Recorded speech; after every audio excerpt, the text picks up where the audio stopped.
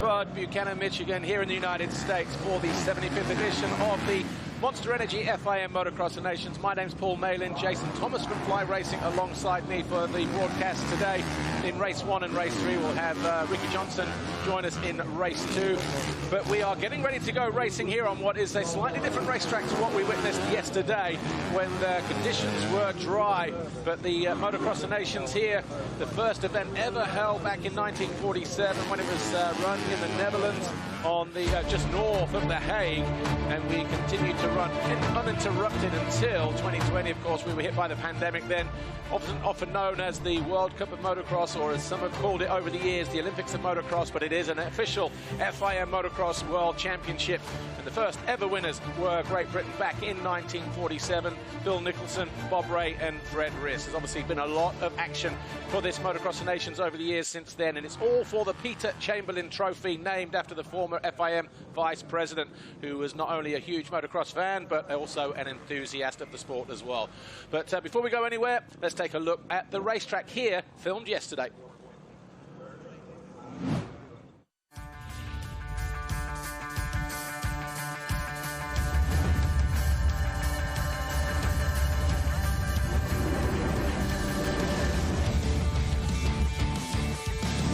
So on board then with Jeremy Seewer of Switzerland and Chase Sexton of the United States of America. Not a long start straight here, but you can see it's a 180 right, bank to the outside. When we hit the exit of the turn, we go over the Foxhole shot line and pass pit lane into turn 2. Yeah, this is obviously one of the newer sections. This start was actually built for Motocross of Nations in 2018, and both Chase Sexton and Jeremy Seewer here. Expect a lot of battling from then. A little bit higher speed than we're seeing here, but a nice step down. Conditions are going to be a lot softer than this, but this double was a big part of yesterday. A lot of passing went on right past this. If you could double and race down to this inside line and beat your competitor there. Into turn 5, a lot heavier when we were here in 2018, nice and dry and not so deep yesterday, but that's changed over the course of the night and the morning so far. We hit the Monster Energy triple jump, that brings us up into turn 6. As you can see, there's a single roller to the inside. There was a good choice of lines through there yesterday. And previously, when we came here in 2018, we did a 90-degree and went straight towards the FC Moto jump. But Jason, we go back onto the AMA track. Yeah, and right here is a section you're going to see some passing, but coming down that hill, you're going to see a lot of ruts from the moisture today. And you get into these switchback sections where guys are going to try to get aggressive on these inside. You see the man-made inside, outside artificial lines to try to create passing. So over the FC Moto tabletop then, and then as we go left, we head up right into the fan zone here, the Talladega switchback right-hander. Again, a big sweeping banked right-hand turn. And as we get out of there, it drops down steeply through the hillside here and then left, and you can hear the atmosphere build around this part of the racetrack as we hit the Monster Energy jump here that takes them from one side of the valley to the other. Yeah, and we go towards the sand rollers, and this is a section you can make or lose a lot of time. We saw some passing here. You see Chase Sexton choose that outside line, and you can carry more momentum and try to beat your competitor down the inside. But where Jeremy Seewer goes outside, that's going to allow him to build momentum towards his tabletop, which is going to be tough today with this inclement weather. Yeah, so the other side of the city tabletop then, braking bumps into the bank turn. You'll know from, if you're a regular here, that turn has been brought in slightly from previous years. Either way, these guys were able to triple up over Larocco's leap yesterday, and also a few MX2 riders were as well. Through the right, left and then right. This is the final turn before the Monster Energy jump just here. And as we demolish the GoPro on our landing, the short straight into the final left, that takes us back down the start straight to turn 1 for another lap here at RedBud.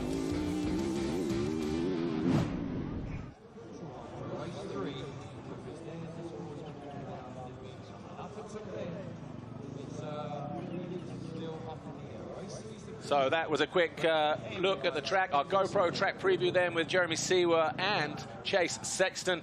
But a few moments ago, Lisa Leyland was down on the grid. She caught up with Monster Energy athlete Nanny Roma. But before that, one of the riders racing for the Netherlands, number 5, Kai de Wolf.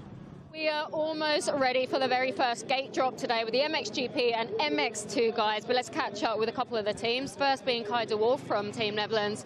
Kai, I guess an unlucky day yesterday. I know you broke your rear wheel, but we didn't actually see where it happened and what happened. We just saw you parked. What was the story there? Yeah, we still don't know what happened actually. After 3 laps, 4 laps, I started feeling my rear wheel was like doing weird things in the air. So yeah, I just had to go from there, and I just tried my best, but yeah, the last lap, it was just unrideable. I had to roll everything because I wanted to make the finish line, but then on the wave section, it just all broke down, and I just couldn't go further. I tried, but yeah, the bike was completely stuck, so yeah, it's bad luck, but hopefully better tomorrow. Today, sorry. Yeah, what, you racing tomorrow as well? Obviously you had a lot of rain overnight again this morning. The sun is coming out, so hopefully we'll be okay. But in terms of the conditions out there, would it be better, more suited to the Europeans? We're used to this kind of weather, do you think? Yeah, I think it's much better right now. It's a little bit muddy, so we had a good practice this week together with Calvin in Lommel. So yeah, I think we're really ready for it, and we're going to show what we can. Best of luck to Team Netherlands. Thanks, Kai. Now we have a special guest now for our next interview. It's Nani Roma, very familiar face at our motocross event. But Nani, just tell us, what have you been up to? Been keeping yourself busy? Yeah, we are here to little bit support the Spanish team, and with this great place, with Guillem here in the site, you know, and it's amazing. It's my first motocross of nations. Is it? Yeah. Yeah, and it's so great. The atmosphere here in US, the track, the fans, everything. It's really great. And you said you're here helping Team Spain. I mean, it's a really nice story of Guillem, isn't it? It's such a great opportunity for him, and he did all right yesterday. Yeah, yesterday he did a good job, super good job, and it's nice history, nice, really great opportunity from him to race here with the Star Racing Yamaha, with the good bike, good team around him. This is great, and yeah, yesterday he made the good. Even Prado, even Jorge Prado, even Ruben Fernandez. It's a great team, Spanish. You have a good chance to make the good result. Well, they qualified in fourth. There are, I mean, good team, obviously, but what other teams, apart from the obvious, do you think that can really, like, get in the mix? Yesterday, really, the result is you see that US is a little bit in front of everyone, but after we have 5-6 teams really close. This means that it's really interesting race. Today, it's a pity that the weather it changed and the star it make the difference. This means that if you start bad in these conditions, you lose a lot. This means that, but yeah, we all are motivated. These young guys are really motivated. The team are really happy around him, and yeah, we'll see. But yeah, sure, we make the great race. Well, enjoy your very first Motocross of Nations. Thank you very much, Nani. Okay, it's the time we've all been waiting for. MXGP and MX2 Race 1.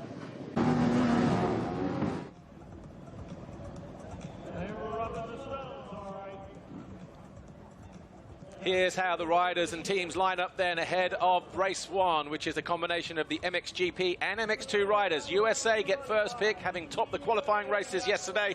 Eli Tomac and Justin Cooper going out for the USA in that one. Then we have France with Maxime Renaux and Marvin Musquin, Mitch Evans and Hunter Lawrence for Australia. And then, as you can see, we've got Spain, Belgium, the Netherlands, Italy, Switzerland, Germany, Great Britain, Sweden with the 11th gate pick, Norway on 12, Estonia, Guam 14th, Benny Bloss and Josh Parise in that for the Guamians, if there is such a place. Chile, Finland, Canada, Latvia, Republic of South Africa and Venezuela going through today as the winners of the B final. There's Marvin Musquin, Jason Thomas, Fly Racing, and just trying to pan down, we see the MX2 riders down the inside gate. Look, Justin Cooper, Marvin Musquin, Hunter Lawrence, but we've got Dean Wilson down the inside on the 450, so the strategy there, I guess, is to push. There's Glenn Coldenough down the inside, number 4, and the 22 of Jeremy Seewer, so there are some big hitters in there on the MXGP class, but it looks like there are a lot of MX2 bikes down the inside. That could be crucial. Yeah, and you wonder if everything was pre-planned or if there were moves and counter moves. Koldenoff obviously went to that inside gate here in 2018 and made good from it.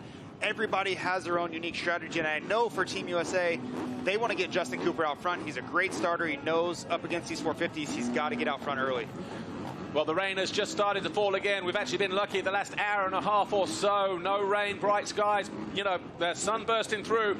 But as you can see, just ahead of MXGP and MX2, race 1, and the Fly Racing 15-second board going up. The rain has started to fall. They have prepared the track as best they could after the B final.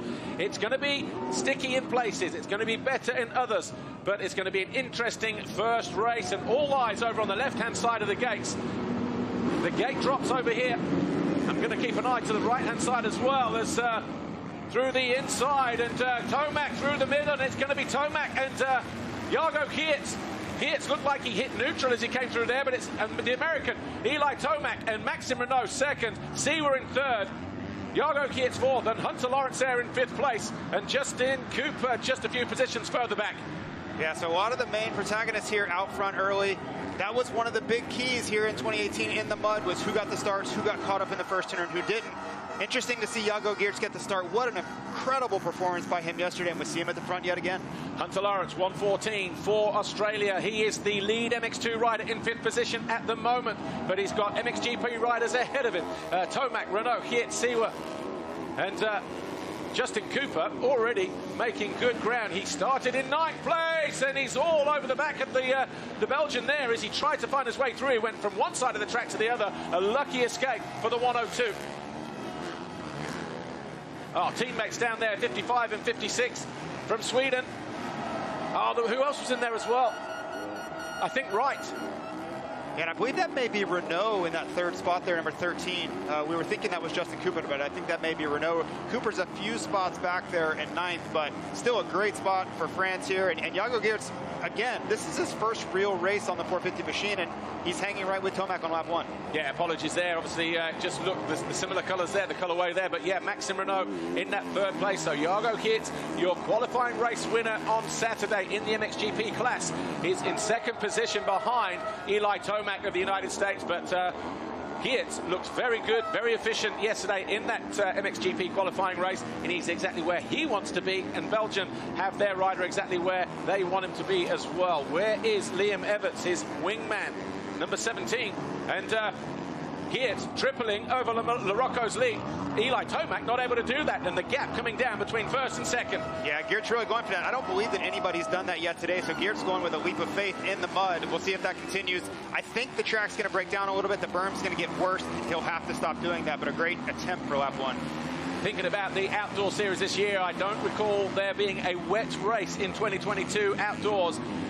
That may or may not be a determining factor here, because obviously in MXGP we've had a few, and of course where the Europeans are coming from, they're used to these kind of conditions as well. Certainly people like Jago Geerts riding Lommel week in, week out, mud, rain or shine. And obviously I would say at the moment, whilst Tomac is leading, Geerts looks the more relaxed and comfortable in these conditions. Maybe you would agree. Absolutely, but again, this is motocross racing, no excuses, rain or shine, you got to come here to win. So, you know, if one of the European teams wins today, I don't care what the weather brings. These guys have to show up. These are the conditions that we are presented with, and you know, to Tomac's credit, he's got out to a great start, and he's getting the job done so far. So Tomac, and actually, I will say, the Richies and their track crew have done a fantastic job getting this track into such a clean state after the B final, because it was a mess. And we have as open a racetrack that we could have expected ahead of race 1. Yeah. This is a beautiful job. Those of you who tuned in for the B final a few hours ago, it looked nothing like this. And really the determining factor is going to be, what does the weather bring the rest of the afternoon?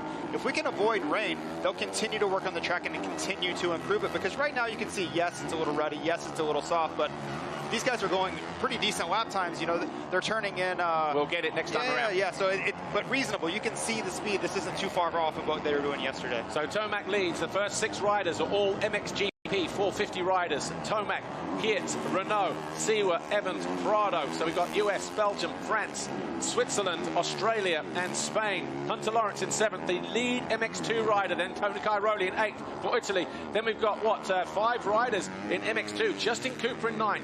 Adamo from Italy in 10th. Belgians, Everts is 11th place. De Wolf, and then Muscan and Kevin Horgmo of Norway.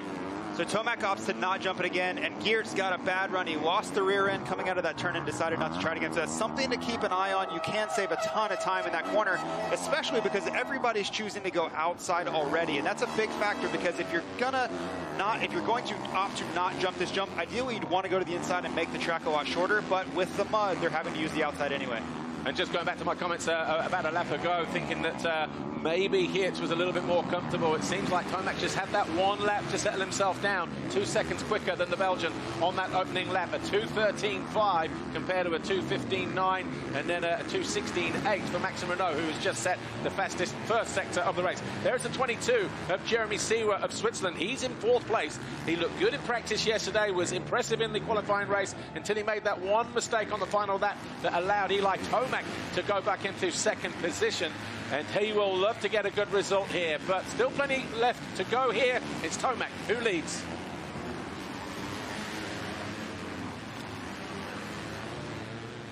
Popping up over the hill here, the number 13 of France, Maxime Renault, but just behind Jeremy Seewer and Mitch Evans.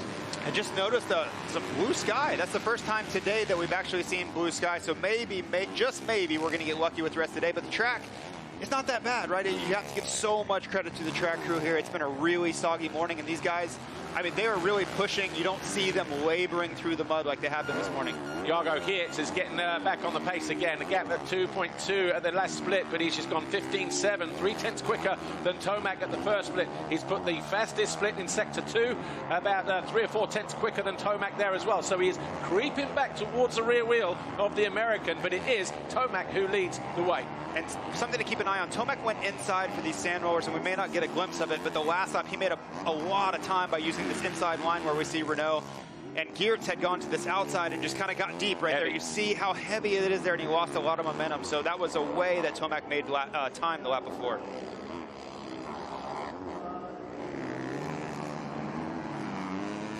So 23.5 minutes plus 2 to go. That's an eternity when conditions are heavy like this. Renault choosing not to triple up over Larocco's lead, but Seewer made the jump there. That's it's something to keep an eye on because it's such a time gainer. As I mentioned before, using that outside, if everybody's forced to go outside, that's going to be a lot of time that can be gained. So Jeremy Seewer not scared to go big air. We've seen that throughout this year at certain races on the MXGP Tour, but just proving it once again there. He wants to maintain that kind of consistency. There may be a point in the race, though, where conditions out of that turn and running up towards Larocco's lead might not allow him to continually get over it. Yeah, and it's one thing, you know, if Renault knows he's going to try to jump it, he can also block. He can stay in the same dry line and make sure that nobody can jump it behind him. So as it stands right now, then, after 2 laps, we're on lap 3 as we look at Antonio Cairoli in 7th position now behind Jorge Prado, and he takes a quick look across. USA leading the way on 10, Australia 13, Belgium 14. Then we've got France and Italy rounding out the top 5. But Tony Cairoli, who briefly got Italy onto the podium here in 2018, he'll be hoping to do the same again today. Marvin Musquin of France, riding number 14. He is an MX2 rider. He is in 13th place. And he's the 6th best MX2 rider at the moment, just ahead of Kevin Horgmo there, number 95 of Norway. See how deep those ruts are now. The bike really working overtime. The tyres digging in. Those accelerating bumps just starting to get all juttery. Well, and I find it interesting. So you have Justin Cooper 9th, Hunter Lawrence 8th, and Marvin Musquin 13th, right? They were all on that inside with the gates, and we mentioned that Glenn Coldenhoff had chosen to go down there with them, but Coldenhoff finds himself down in 19th, so something must have went on in that first corner, but kudos to all of the MX2 riders for utilizing that inside. Just looking at the fastest lap times, the top 2 riders, actually, Tomac and Geerts, setting the purple timing, the timing screen purple. Sectors 1 and 3, Tomac, Sector 2, Geerts, but it was Geerts who had the fastest lap last time around by about 3/4 of a second, but he's lost time all of a sudden because it's gone from about 1.2 to about 3.3, so a mistake for Geerts that time around. Here's Adamo dropping down the hill for Italy in the blue shirt. The Italian in 11th place. Tomac, though, knew he needed to get a good start. That's exactly what he's done, and he's just set the fastest lap of the race. Clear track ahead of him. Yeah, this is really what we've seen all summer from Eli Tomac. This was a renaissance year for him, winning both championships indoors and out. And he was really like a new person, honestly. Personality really showing through. He looked more comfortable in his own skin, and I don't know whether that's showing in the results today or not, but that was really the story of 2022. Up on the pegs as long as possible, then sits down, gets on the gas, doesn't need to rush the corners. He's got about a 3-second advantage at the moment. Look how there's just that one line at the moment. Okay, you can go either side of that, but we're getting that definitive line. That's the line on the takeoff of that Monster Energy jump that riders are going to feel the safest with. Yeah, and these two have a now 7-second gap back to 3rd place. So they're kind of into the meat of the moto here where they can calm down, search for lines a little bit. They don't have to rush anything. And maybe for Geerts, he can just suss Tomac out a little bit, wait, get him into the moto and try to make a pass. Outside line, working beautifully at the top of the hill. He's going to have to dig deep, though. The gap 2.4 seconds at the moment as Geerts sets the fastest Sector 1 and 2 times this time around. About 3/10 quicker than Tomac in Sector 1 and about 4/10 in Sector 2. So he's finding some speed and some confidence from somewhere is the Belgian. Yeah, and he can really just latch onto the back of Tomac. You know, there's no urgency. They have no pressure from behind, and I think both of them are comfortable with the pace right now. You don't really see many mistakes. You see how comfortable Tomac was standing up, both feet on the pegs through that corner. So unless there's a big charge from somewhere behind them, which I don't really see developing at the moment, I think they're both comfortable here for now. Yeah, the only battle that we are going to be interested in looking at outside of this is for third between Max and Renault. A little bit heavy there for Tomac, though. Just got hung up ever so slightly. Is Geert's going to triple? No, he doesn't. I think they've given up that one right there. But Renault and Seewer separated by 3/4 of a second now as they enter the final sector of this racetrack. So are we going to see a pass from fourth to third? And right on cue, Seewer all over the back of Max and Renault. This is the battle for third place. So Seewer has made up around about a second or so. What was his lap time? 2:15 and a 2:13. So yeah, a couple of seconds almost. Got up the inside, got good drive. He let Maxime Renault know that he was there, but he wasn't able to execute that pass before the finish line. Well, remember, these are two teammates, right, in the regular MXGP series, so they're no strangers to each other. I'm sure they're showing each other a little bit of respect because of that, but they're also battling incredibly hard here. So USA leading the way on 10 points at the moment, with Tomac leading and Justin Cooper in 9th place. Belgium are on second, 3 points behind, with Geert in second and Liam Everts in 11th place. Third is Australia, tied with Belgium at the moment, with their riders 5th and 8th. Mitch Evans and Hunter Lawrence. Hunter Lawrence, the lead MX2 rider at the moment. This is Evans and Prado. These two are 5th and 6th for Australia and Spain.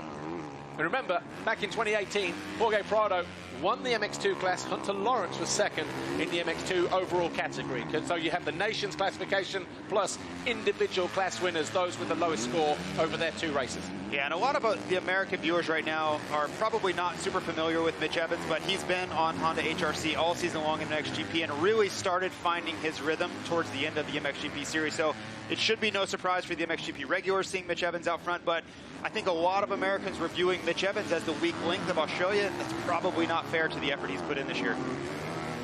See how heavy it is as they head up towards that Talladega turn. Obviously, rain only runs downhill, and, you know, it's a heavily dipped pair of goggles there on the track, so somebody without visibility at the moment, unless they've come into pit lane already. But Mitch Evans doing a good job of holding that 5th place at the moment. But what was his lap time compared to Prado? 2:16, 2:15. So Prado in the ascendancy. Yeah, and it's, you know, there's a little bit of strategy with saving your vision in a race like this. You see Prado, he's about 10 meters back, something like that. If you get much closer than that, you almost have to strike immediately. And you'll see if he's this close, he's going to try to make a pass right away, or he's going to have to drop back, because sitting in that, you know, 2 to 3, 4 meter zone, all you end up doing is ruining your goggles, and then you can't move forward past that. Mitch Evans just casing the city jump a moment ago. Did see in the distance. Yep, you see Prado weaving in and out. You see him cut back. The last thing he wants to do is sit in the roost zone of Mitch Evans here. Might make a move here going into the final turn, but not quite close enough. He tried to pull the clutch in and give it the old panic rev technique, but he's going to try the long way round now and park it down the inside. But again, backwards and forwards, left, right, trying to work every part of the racetrack. Evans knows that Prado is there, but the Spaniard's still not able to find a way through at the moment. Yeah, he's just dipping in and out, anything but sitting behind him. And you see him have to duck his head there just to try to block any roost. He takes, you know, a suboptimal line. As we see a rider there, can't quite make out who that is. But yeah, Prado, if he doesn't make a move quickly, I would expect to see him drop back. First and second in amongst the back markers. All of a sudden, the gap down to 1.5 seconds between Tomac, a little bit offline, and then Geert just getting held up behind the 2, and one of them falling. So fortunately for Geert, he was already out of the line of that rider anyway, but Tomac, all of a sudden, a sense of urgency with his riding style. He sensed that Geert was closing in on him. He's decided to pull the pin and try and get out of there. Well, and that was such a big factor yesterday. We had a lot of the unqualified teams in the race. Not so much today, but that's already one variable of this race. Is if, you know, the track is very one line. There's going to be a favored line all the way around this racetrack, and if a lapped rider is in it, you're going to have to be really creative to not lose time. Or take the risk. Depends on what kind of space you've got in and around you. But when you're fighting like these two are, about 2 seconds apart at the moment, sometimes that is a risk too much to take. Yeah, and sometimes it just comes down to bad luck. A lot of times, you know, you can do everything right and still lose time.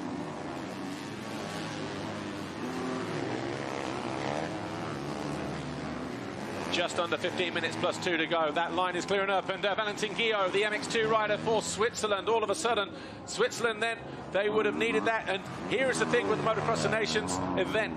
1 point for a win, 2 for second, 3 for third. You have 3 races, but because you have 3 riders on the team, they all get 2 rides each. So there's 6 scores potentially at the end of it all. You can throw away your worst score. Switzerland now under pressure to pull a result out of the bag because they can't afford any more slip-ups. Valentin Guillot having a problem there that time around. And we saw the same thing with Valentin yesterday. He had a really tough Saturday. He's following that up with another test. And we know what he's capable of. He's capable of running with the likes of Renault. We've seen him battle in the MXGP class, so a really tough break there for Switzerland. Valentin Guillot in the qualifying race yesterday, the MX2, and Anthony Rodriguez, who came through the Venezuela coming through the B final, obviously having a problem as well. So tough race for A-Rod.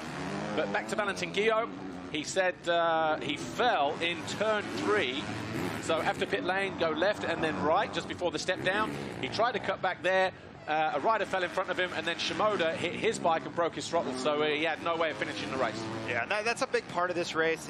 Everything and anything goes at this event. And for Switzerland, they're almost going to need a miracle now. They're really going to need Seewer to anchor that team. And you hate to see that for Guillot because he's done really well at this event before.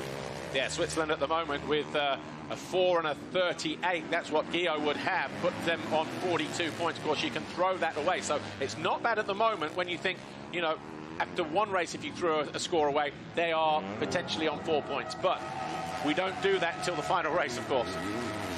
First sighting of Justin Cooper with 13 minutes to go. The American sitting there in 9th place. He's the second best MX2 rider behind Hunter Lawrence, but he was so fast and efficient in the MX2 qualifying race yesterday.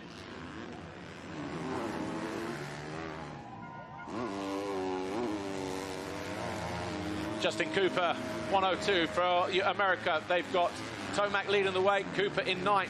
In the old days, I would say 94, I think from 95 they changed the scoring system to where you finish in the race. So Tomac on 1 and Cooper on 9. 1 plus 9 is 10 points. In 94, that was the last year when even if you were the first of your class and you were in 8th like Hunter Lawrence is, you still got 1 point. So when Great Britain won it in 94, and I was riding the 125 class. I went 5-6 in the race, but I was the best 125 and went 1-1 in that scenario.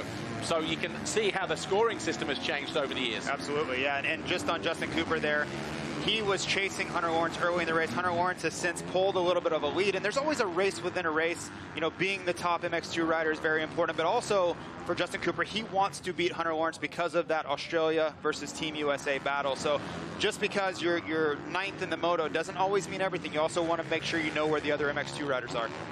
So Jeremy Seewer, he will know by now that his teammate is out of the race and the pressure is on him to try and get as high up the leaderboard as possible. But he's following his normal Monster Energy factory Yamaha teammate, Maxime Renault, who is riding for France this weekend. And good to see him actually, Maxime Renault, because at his home Grand Prix he had a bit of a wobble this year.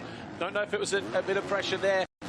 His first Motocross of Nations in Assen in 2019, he had a wobble there as well, maybe the expectation, but good to see him in a good fighting 3rd place here and withstanding the pressure from behind. Well, and both of these two, even with Renault's, you know, troubles individually, they both had outstanding 2022. Maxime Renault coming off of the MX2 World Championship in 2021. I was wildly impressed. Both of them were MXGP winners this year, so it's no surprise to see them here running at the front.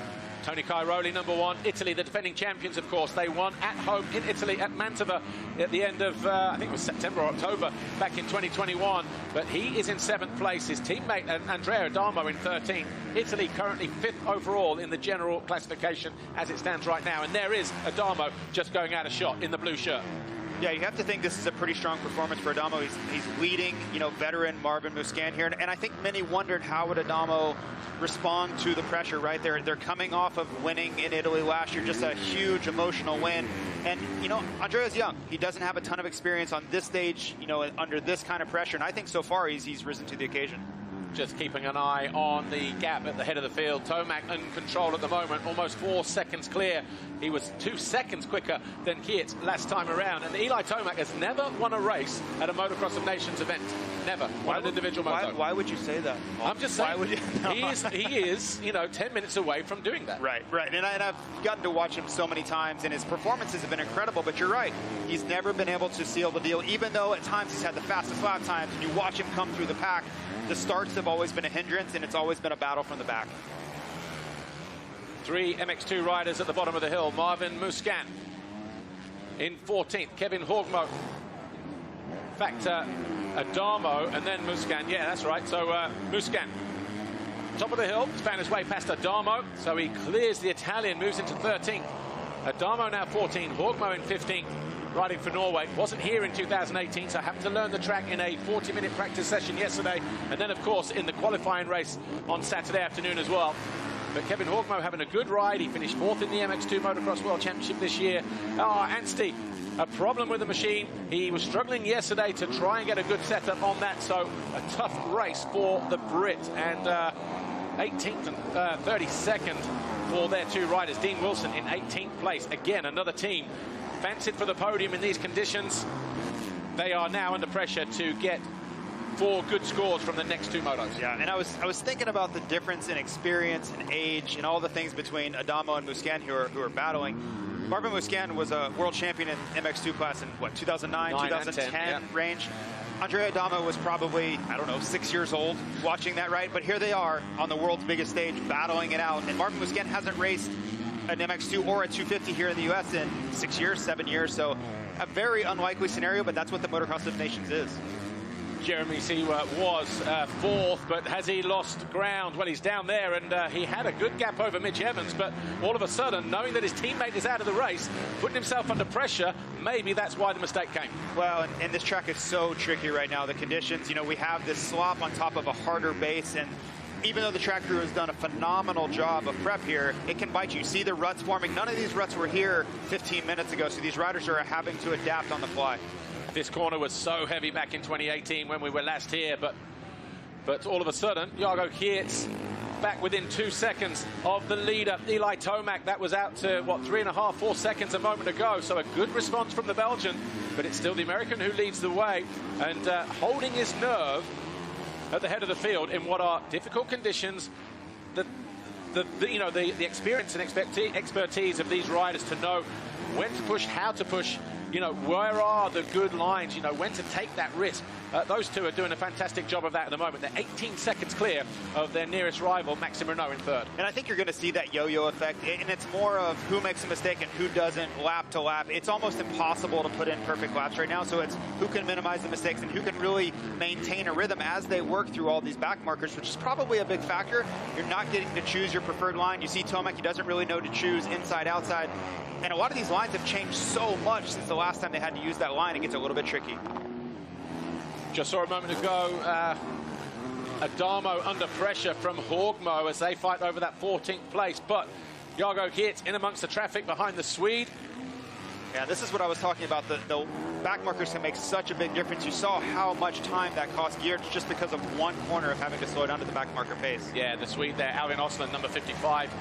So those 2, him and his teammate Alvin Gerhardsson, they fell on the opening lap together. Oh, and Jago Geerts almost off the side of the bike. He manages to keep it up on 2 wheels. Fortunately, he's got 20 seconds between himself and 3rd place, but he would have loved, and he's obviously, you know, he would love to stay in this battle for the lead, and he's fortunate enough to be able to do that. Big moment. Is that the frustration, right? He knows he lost a bunch of time. He had closed it down to under 2 seconds, and he sees Tomac expand that, maybe trying a little bit too hard, overriding the track just there a bit. So Tomac, no personal bests for any of the top riders now in any of the sectors. All grey zones in sectors 1, 2, 3, and 4. Simon Langenfelder getting lap there for Germany, number 32. So he is in 19th place at the moment, Langenfelder. Right, it's really difficult to hold the lap time, right? And that's the key for a lot of these guys is they want to see the same lap time after time, but the track's going away. So if you try to hold it, you can override the track a bit just trying to stay there when naturally it's going to slow down. This was Jago Geerts a moment ago. It cost him about a second. Back end the wrong side of the berm there, and he's made another mistake here. So maybe frustration starting to spill over for the Belgian as he loses more time to the race leader. Yeah, and I think he was, he was expecting to close into Tomac and battle these last few laps. And I think when Tomac got that gap, which wasn't really Geertz's fault, I think that just changed, and he's trying to pick up the intensity to match that. And I think there's a limit to the track right now, and he may have found it. This is still an impressive ride, though, from Jago Geertz. An MX2 rider in the World Championship, did a little bit of 450 riding in the off-season when he came out here to ride in the States, but picking it back up in the last couple of weeks. An impressive 450 debut for the Belgian runner-up in the World Championship this year in MX2. Yeah, and of course it was a devastating defeat to not win the World Championship in Turkey, but I still think it was by far his best MX2 season ever. And you're seeing that maturity and that form really developing on the MXGP motorcycle. Not seeing too many blue flags at the moment, and that's going to be frustrating for the Belgian number 16, Jago Geertz. All of a sudden, he finds a way through, but it's just cost him way too much time.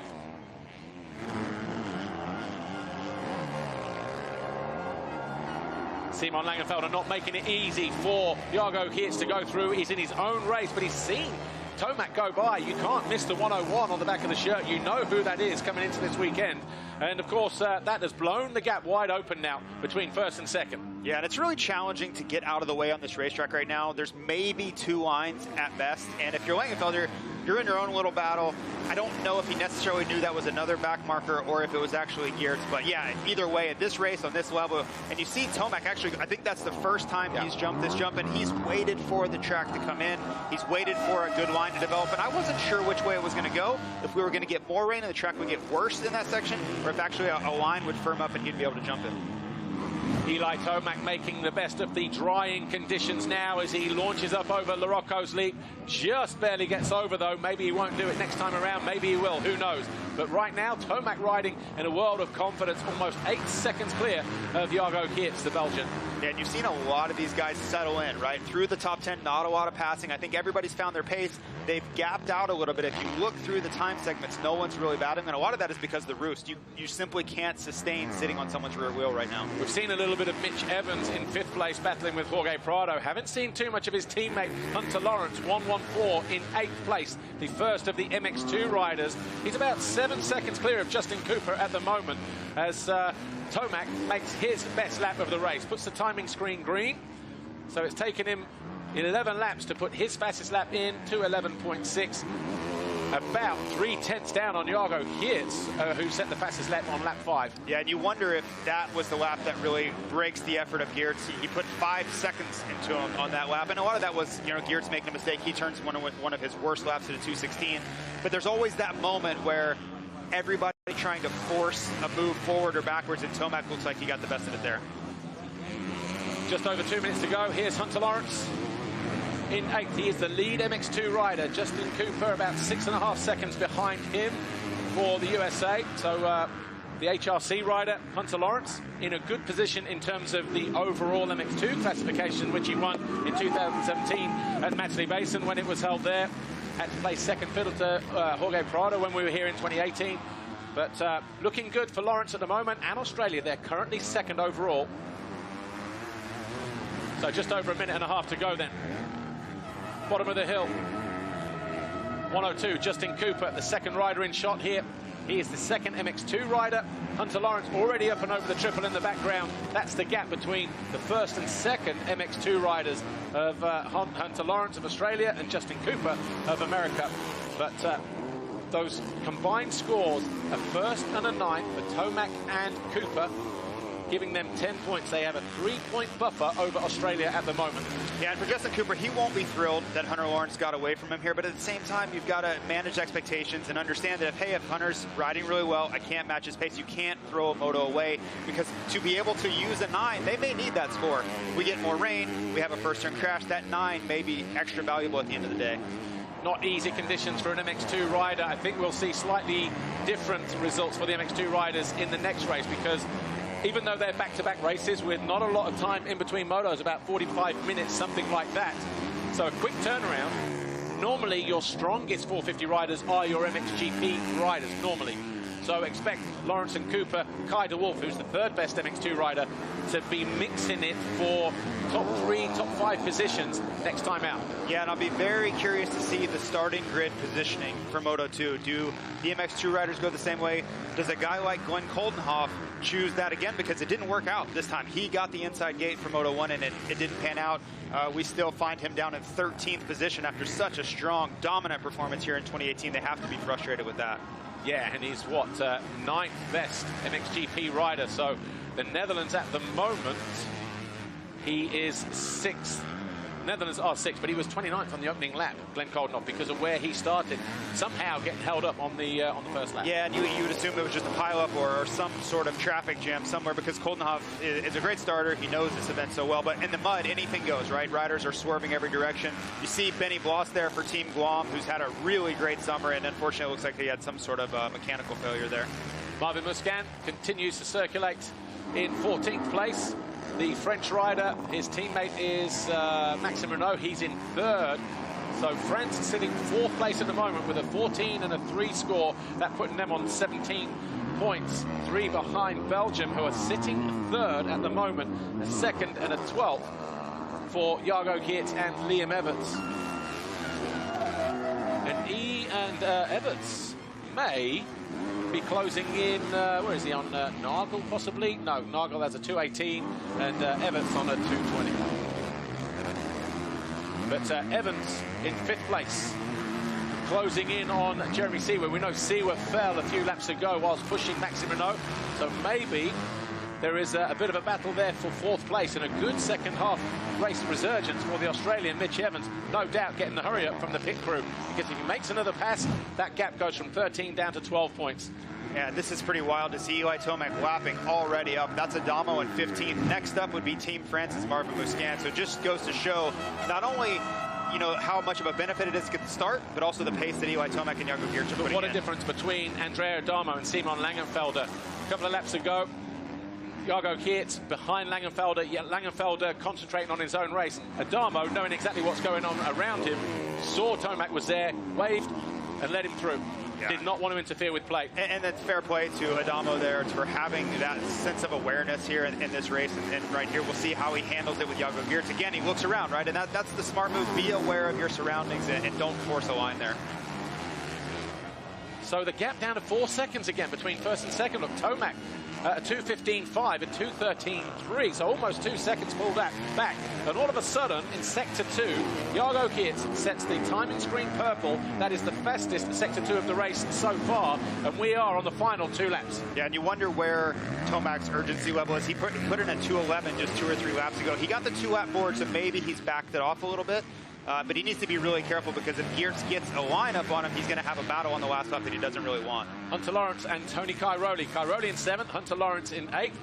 Lap times 2:20 and 2:18 respectively for the 9-time champ and Hunter Lawrence. So there may be another crucial point on offer here for Australia and Hunter Lawrence if he can find his way past Tony Cairoli on the #1 machine for Italy. Defending champions, remember. Yeah, and you have to think Cairoli has so much experience, 9-time world champion, that he sees Lawrence, he understands the situation, a lap and a half to go, that he's not going to let something like that happen. Into the final lap, Eli Tomac with a 2:12.17. He has a 4.3-second advantage over Jago Geerts, but Geerts just setting the fastest lap of the race on the penultimate lap, 2:11.2. But surely that gap too big to bridge between Tomac and Geerts. Said the same in the qualifying race yesterday in the open class, and well, I don't see the same mistake happening here to Tomac. Well, anything goes, right? Anything can happen in the sport, but I think the most important thing there was Tomac dropped back to a 2:12. He had done a 2:15 the lap prior, and you don't know if that was a mistake or maybe just he had slowed the pace a little bit, but he's obviously gotten the message that Geerts was just back there. A start to finish lead at the moment. I'll say lead.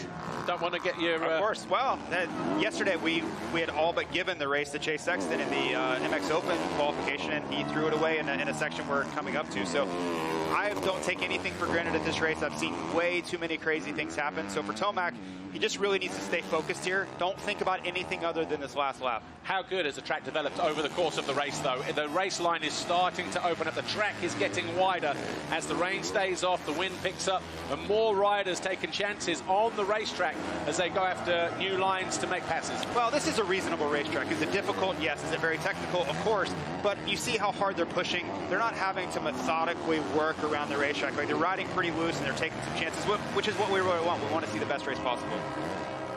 So the noise around this RedBud circuit here for Eli Tomac, who is on his final lap here in race 1. He holds a 5-second advantage over Jago Geerts. Geerts in the bottom left corner of your screen now. Tomac up at the end of the wave section. The gap is coming down in this final split. He takes one look over his shoulder, and that's the first time I think Tomac has looked over his shoulder the entire race. But he's just 3 corners from home.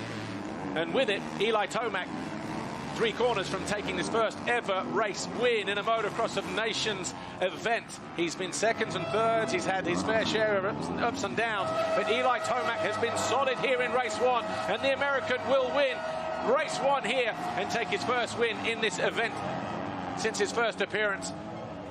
Jago Geerts crosses the line second for Belgium. Maxime Renaux is a long way down, about 48 seconds down actually for third. What a pace from Tomac and Geerts, and what an impressive performance from the young Belgian as well, riding that challenge and taking the challenge to, well, Chase Sexton in the qualifying race, yes, Tomac in the in the MXGP qualifying race, and now in the main race. But Tomac, Geerts, Renaux is how it finishes in race 1.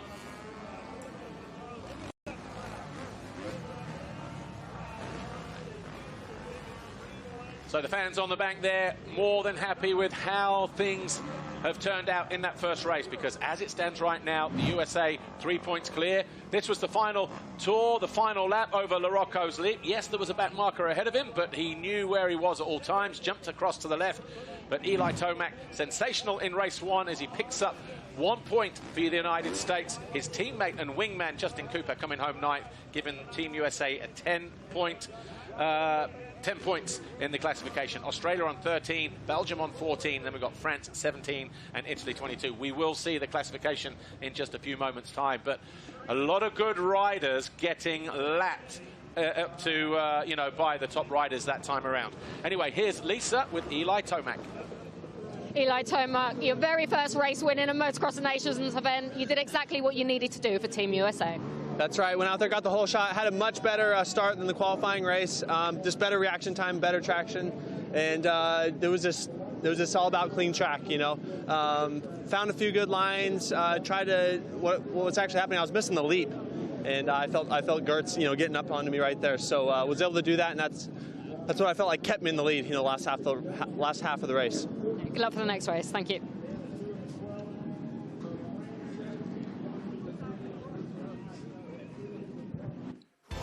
How the mind of a professional racer works, knowing where you can or can't improve and where your weak points are. Eli Tomac figuring it out. The place where he was making the time was getting over Larocco's lead. That's exactly what he said. He knew Geerts wasn't doing it, and that may have just been the difference between first and second that time around, Jason. Yeah, and I think he noticed that first time that Jago went for it. He heard him come right up to the back of him, so that gave him the reassurance that you can actually jump it, and then I think once the track cleared a little bit, he sent it as well. Give you the official confirmation then of the race 1 result. So you'll see the flags down the side there. We'll give you the overall classification in a moment as well. Eli Tomac wins it from Jago Geerts, Maxime Renaux, Jeremy Seewer, Mitch Evans, Jorge Prado, and Tony Cairoli. The first 7 riders, all MXGP based. Then we've got the first 3 MX2 riders, Hunter Lawrence, Justin Cooper, and Kai de Wolf, with Nagel, Everts, Koldenoff, Muscan, Adamo, Wilson, Langenfelder, who found his way past Hawkmo on the final lap. And then we had Osland and Sabalis. So an impressive performance then from both Eli Tomac to win his first ever Motocross of Nations race, and Jago Geerts, first time out on a 450 to come home behind the 450 AMA national champion and Supercross champion from 2022. Yeah, and I think, most of the favorites are at the front, right? Italy's a little bit of a surprise at 5, but to me, Belgium is the biggest surprise, right? We didn't really know what to expect there, but you see the points there. USA leading, Australia 2, Belgium 3, France 4, Italy 5. but Netherlands, a little bit of a tough, De Wolf there in 10th. Coldenhoff was really the story there with the bad start. Yeah, so USA sitting at the top of the table, I think, for the first time probably since Majora, I would have to say, when, Cooper Webb, Jason Anderson, when they had what was a fantastic first, let's say, opening race, a couple of races. Obviously, there was a lot of pressure on Coops when Anderson got landed on that day. But let's take a look at the highlights from race 1 then, shall we? Big hitters down the inside as the gate dropped, but Tony Cairoli getting swamped here, but it was Eli Tomac through the middle and Maxime Renault around the outside. Geert just almost coming unstuck. I think Geert with a foxhole shot, but then he hit neutral on the exit, and that allowed Tomac to take over the lead by the time they reached turn 2. Maxime Renault was second, but then dropping downhill. Jago Geert sides his way through into second for Belgium. Geert's then down in third, Renault down in third.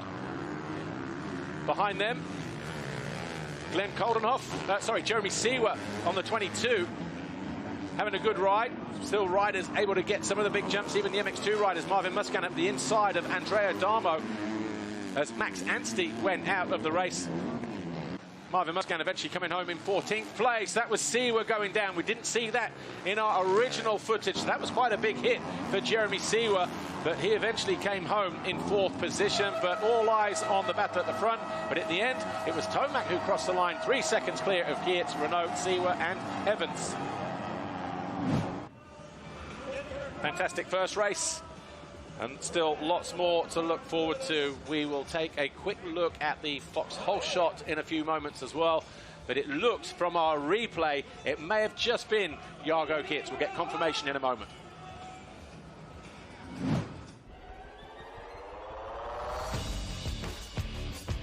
Jago Geert by about a half a bike length over Eli Tomac, but it was Tomac who found his way into the lead at turn 2, had the last lap and picked up the 1 point for Team USA.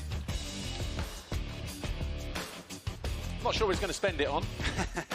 Normally it's shoe budget for some other riders. He keeps riding the way he is, he won't need it.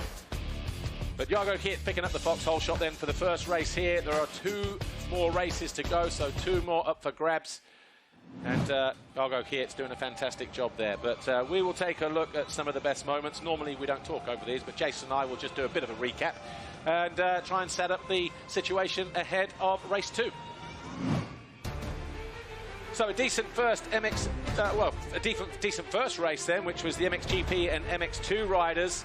All came down to the start in some situations, especially, for the main players in this competition. Team USA, France, Netherlands, Belgium, it's, those guys. Jason, your thoughts? Yeah, we talk about it so much.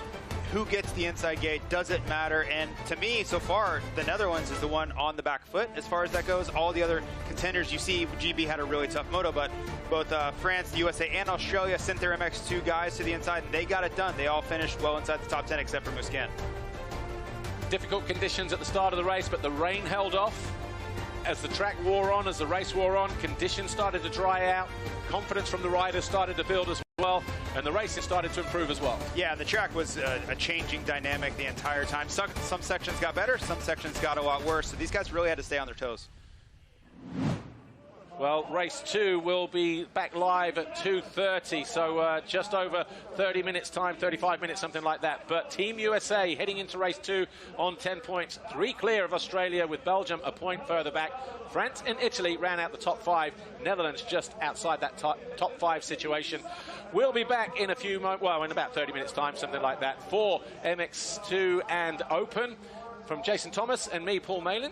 We will see you again very, very soon. Thanks for watching, and we all anticipate another fantastic ride next time around. So we will see you then. Bye for now.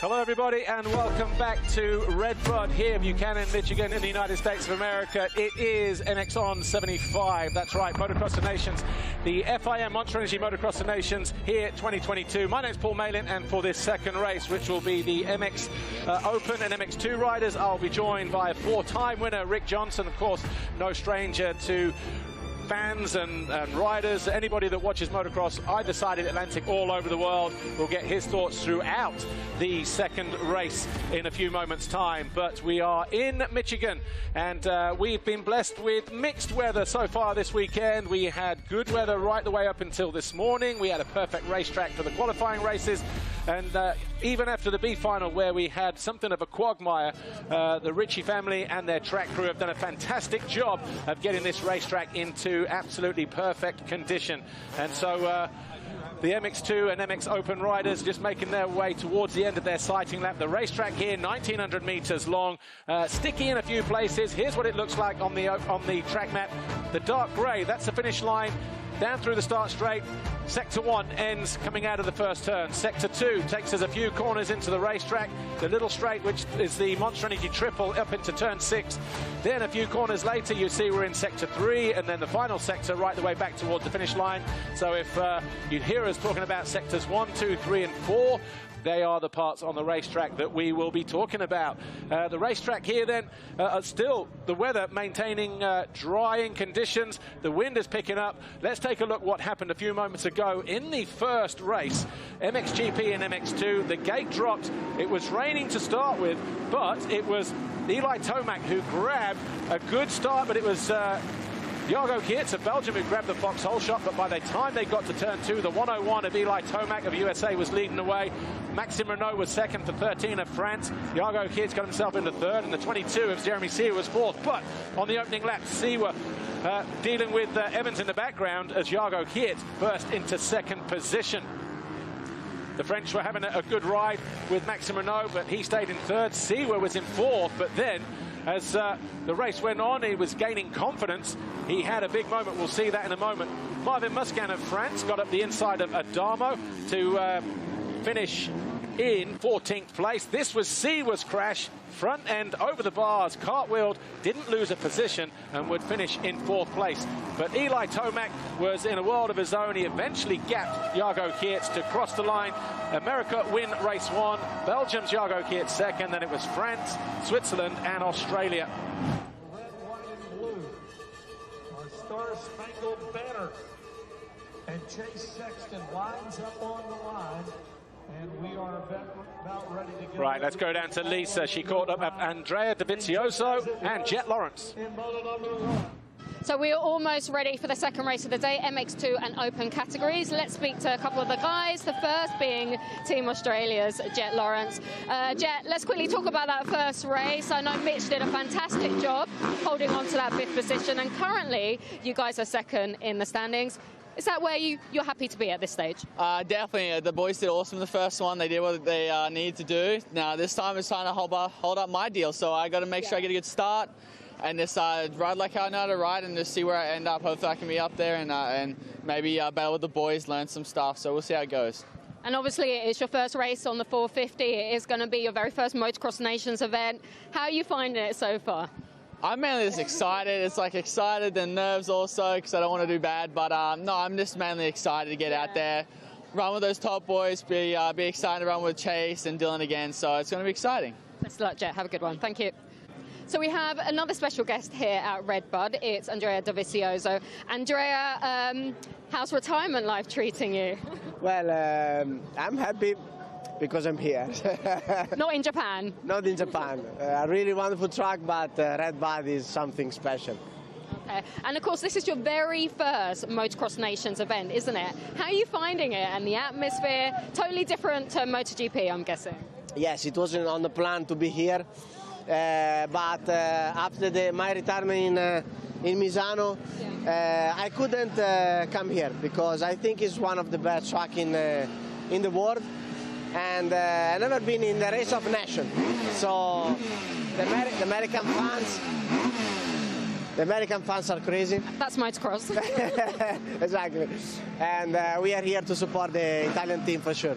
Obviously, you're here to support Tony and the guys. That first race, quite a tough one for them, currently 5th in the standings. Thoughts? Not the best, but not bad, in my opinion. So still everything is possible. Enjoy your very first Motocross Nations event. Okay, good luck to all the guys. It's time for MX2 and Open categories.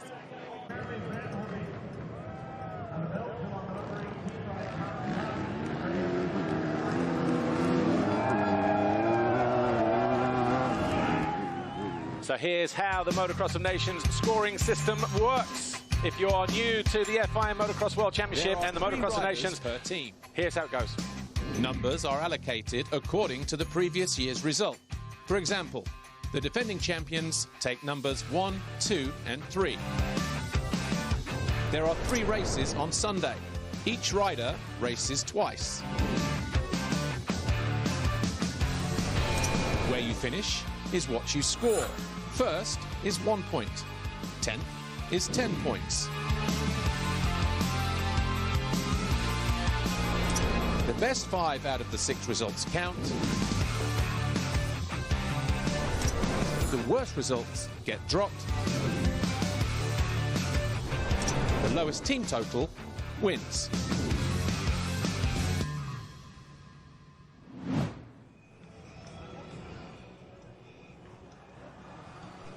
Here's how the riders line up for race 2, which is MX2 and Open. My name's Paul Malin. Alongside me, 4-time Motocross of Nations winner, Rick Johnson. Ricky, USA qualified on pole yesterday with the qualifying races, and this time around it's the MX2 rider Justin Cooper and Chase Sexton for the Open class riders. All the rest of the riders there on screen. What have you made of that first race so far, and what can we expect? Because the rain looks like it's starting to come down again. The track was drying out perfectly, so we may get interchangeable conditions again towards the end of the race. Well, as we talked before, you know, sometimes the track is better when it's wet and sloppy because it doesn't get heavy on the bike and the rider can swing side to side. As you're watching, a lot of rain is coming down. That's a concern. Main concern is your vision. I know we have roll-offs and we put the foam on top of the helmet to keep the mud off, but there's just so much that you got to make sure that you keep your goggles on during that race. But it was huge for Eli Tomac to come out and win that first round because that gives them a little comfort. Justin Cooper takes his position behind the gate, and I wouldn't be surprised if Cooper lines up on the inside gates. Remember, the Motocross of Nations, all about strategy. Chase Sexton may have gone to the outside. If we can get a pan, we will do from the inside gate as we look down right. It will be panning left to right for us towards the box. But if you are first picked, like Team USA, your first rider will go as first available gate wherever he wants to go, and then so they get gates 1 and 21. Dylan Fernandez will be lining up for France alongside his MX2 teammate Marvin Muscan. They put in a good performance in the first race, and if you weren't with us, USA lead the way on 10. They had a first and a 9th in that first race. Australia on 13, Belgium on 14, France 17, Italy 22, the Netherlands 23, and then we start hitting some big numbers. But as the rain continues to fall down here, we've got an interesting matchup with the 2 Lawrence brothers. One on the 250 there, Hunter Lawrence, and his brother Jet on the Open class bike 450, making his debut for the first time. And there is Jet Lawrence. Is he inside or is he towards the outside? That is going to be the big question. Looks like Hunter down the inside there in gate number 4. And Rick Johnson, you've obviously raced this, won it 4 times. Gate pick is crucial, especially when you get conditions like this. Well, and I've always said condition over position, but we have the grate behind the gate, and what that does, that makes it consistent. But as the riders look before they do the parade lap, they can see what it's like on the other side. The track crew has done a great job scraping the mud off, but it is raining a lot more than we anticipated right now. The Fly Racing 15-second board up for the second time today. It is raining right now, and the racetrack here at RedBud. It is MX2 and Open. Who will it be that grabs that all-important foxhole shot? USA leading the way at the moment in the general classification, but Justin Cooper is going to be over on the inside there. Chase Sexton a little bit further down for the USA. And will they have all the small bikes in? Well, Anstey gets a good start from the inside for GB, or is it Tommy Searle? Actually, Searle goes down. So GB and Fernandez in there as well, 15.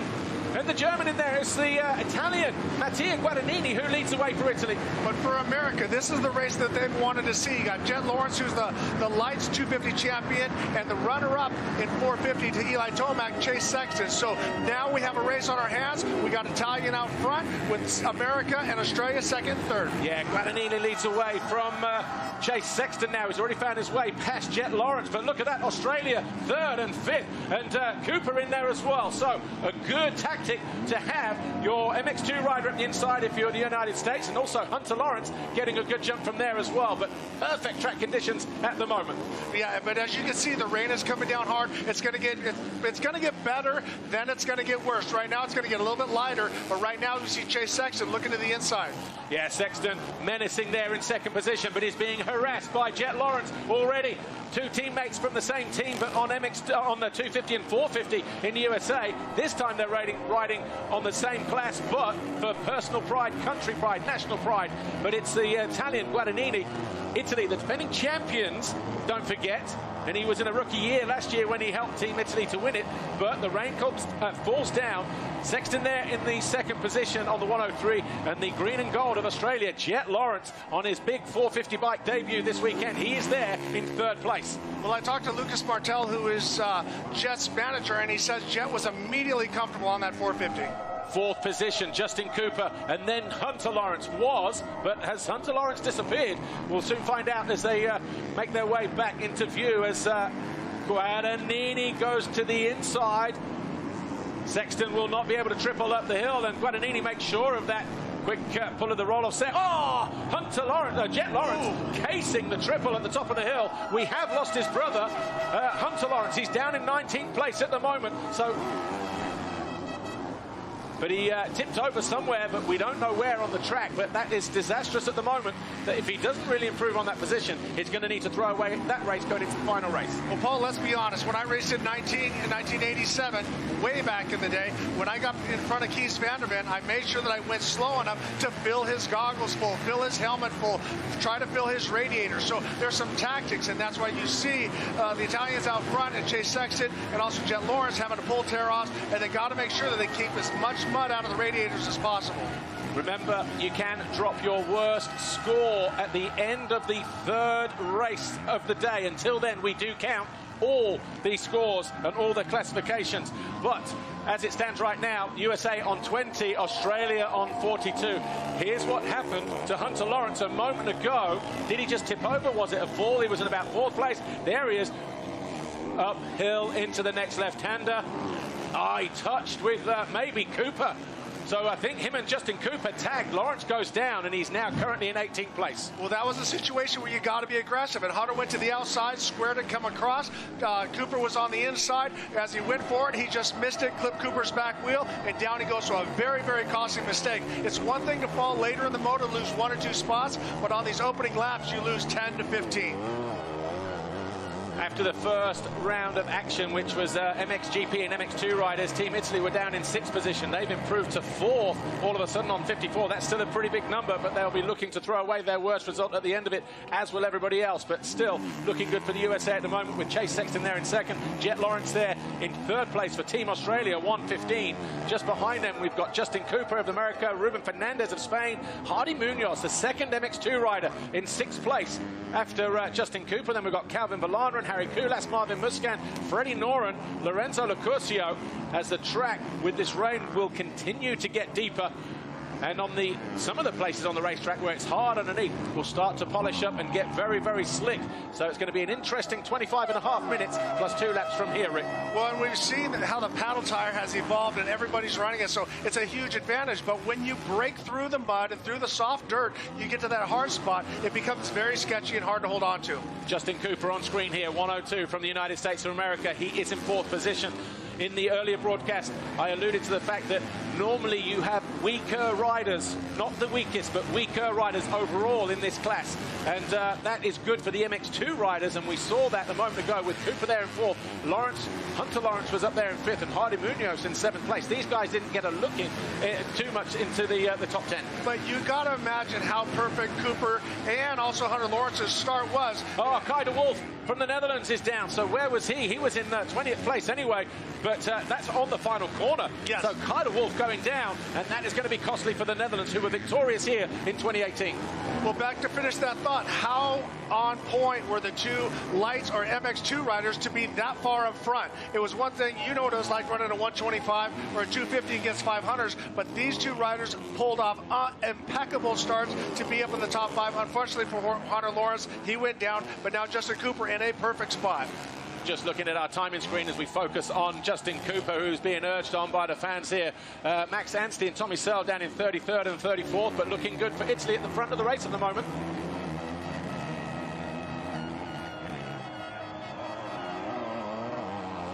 So Mattia Guadagnini continues to lead. Looks like there's a bit of respite in the rain on this part of the racetrack for the Italian, who continues to lead the American Chase Sexton and Jet Lawrence. Lawrence closing in on the American, though.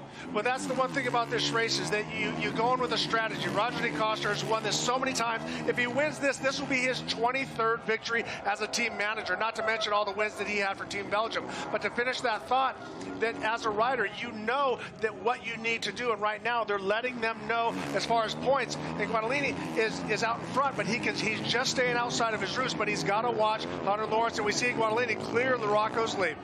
Yeah, and Jet Lawrence a moment ago looked like he was closing in, but as they came out of Talladega, down through the left and then back on this side of the valley towards the rollers, that outside line approach that we saw quite heavy in the first race, costing him time, and that has allowed Sexton to pull 1.5 seconds over the Australian. So, but it's Mattia Guadagnini who holds just over a second and a half second advantage over Chase Sexton. Lawrence closing back in, though, just behind him. Guadagnini got a little bit bigger body, a little bit a taller rider, and I think if you use that to your advantage in the mud, it definitely helps. We see Chase Sexton, also another rider that's a little bit tall, but now watching Jet Lawrence, I think he's going to get faster as the race goes on. He hasn't been on the bike that much. I tell you what is interesting, Dylan Ferrandis, he fell at turn 1. He has pulled his way up to 11th place. He is on a charge for Team France, and his teammate Marvin Musquin just ahead of him in 10th place. So the French are not done yet. Dylan Ferrandis not done yet. And if we get a replay of the start at some point, you'll see Tommy Searle was the first rider to go down for Great Britain. He is buried down the inside. It's Jet Lawrence. Knacks his way into that bottom corner, turn 7. Somehow managed to keep it up on 2 wheels. A great save, Paul. You were looking at scoring and timing at the time. He lost the front wheel, caught it, went back the other way, jumped another line, then when he dabbed his foot, threw it over the other side, looked like Jeremy McGrath in the 90s. I was talking to his dad on Friday, and he said, the advice I've given to Jet is, as it's his first time on a 450, if you feel that you are arms and legs all over it, you're overdoing it, go back to a pace that you are able to work with. So, obviously, I'm not sure if he's on the limit there or not.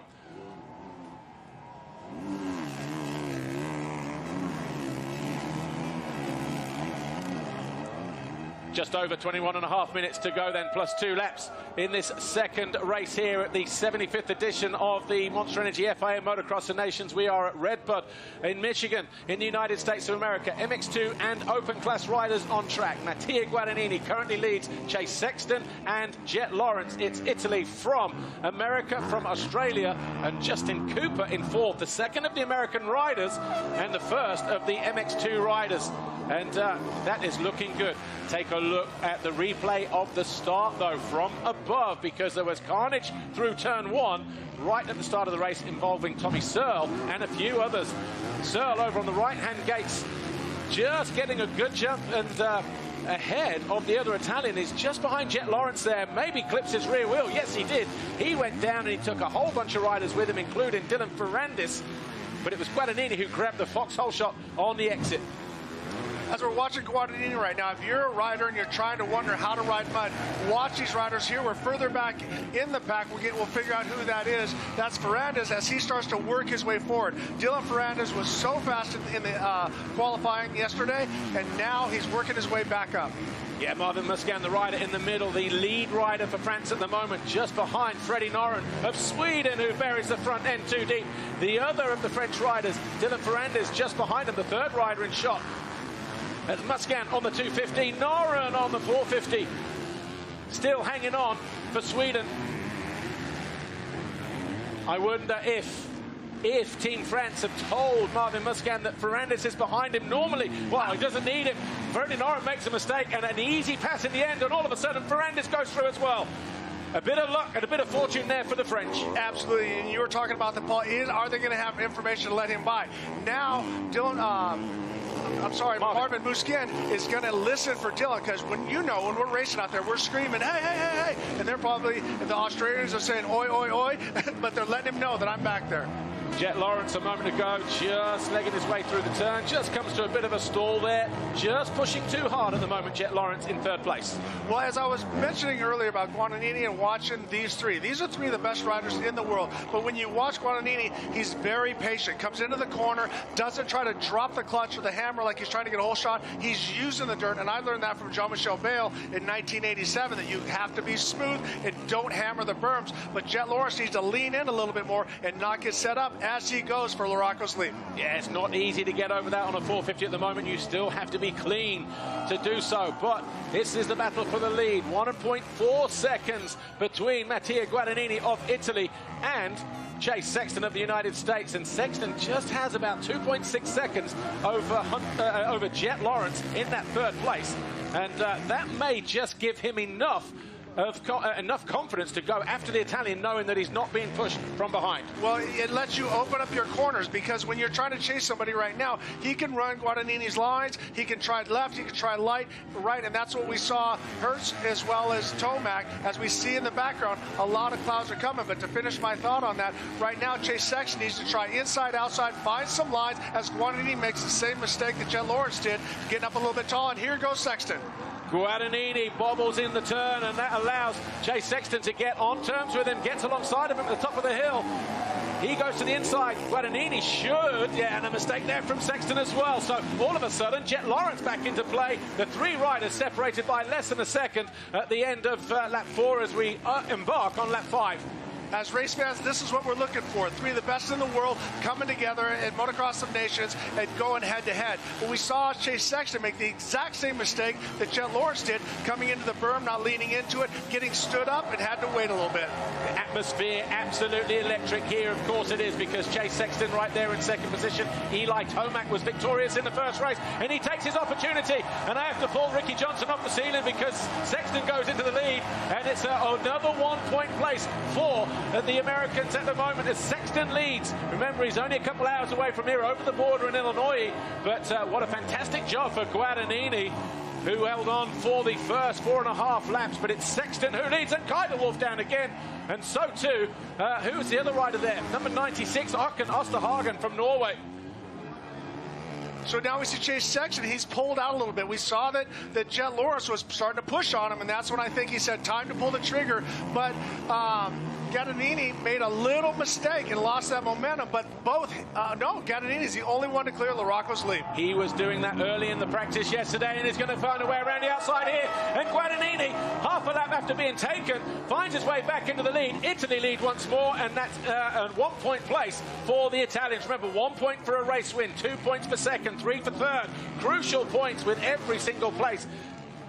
And he tries to go around the outside here. Guadagnini knows he's there. He runs him on the exit of turn 1.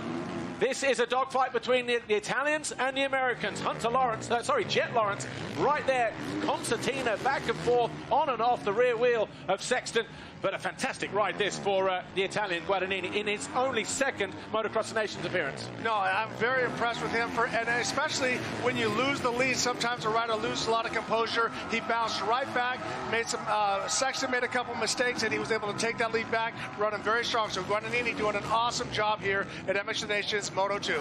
Meanwhile, behind these guys, Fernandez now up to 8. He's cleared Marvin Musquin and Harry Kulas. Kulas now 9th, Musquin 10, Noren 11.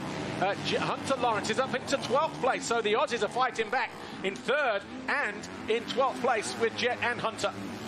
This time he goes to the inside to Sexton. He may just make it happen here. No, he doesn't. Guadagnini read it well, keeps the American to the outside, Sexton.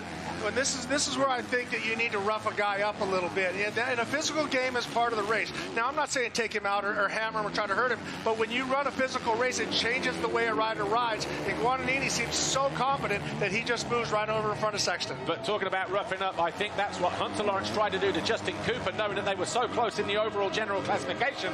It came off worse for him. He took the risk. Cooper stayed up, Hunter went down. Yeah, exactly. You have to be in position. You got to take control, and that's where it also says, you know, my friend Chris Brennan from Jiu-Jitsu says, position before you try to submit somebody. So you got to make sure you're in the right place if you're going to be aggressive, or you're just going to go down, especially in these runs. When we look at the overall classification at the moment and the top three closing up here, in fact, we'll do the general at the moment, but with 14.5 to go, this one is going to go all the way down to the wire.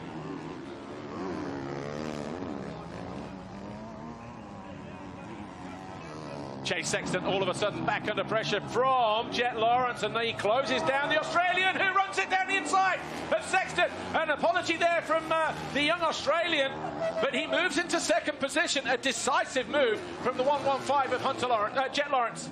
And pulls the start. As we take another look at this, we see Chase goes to the outside.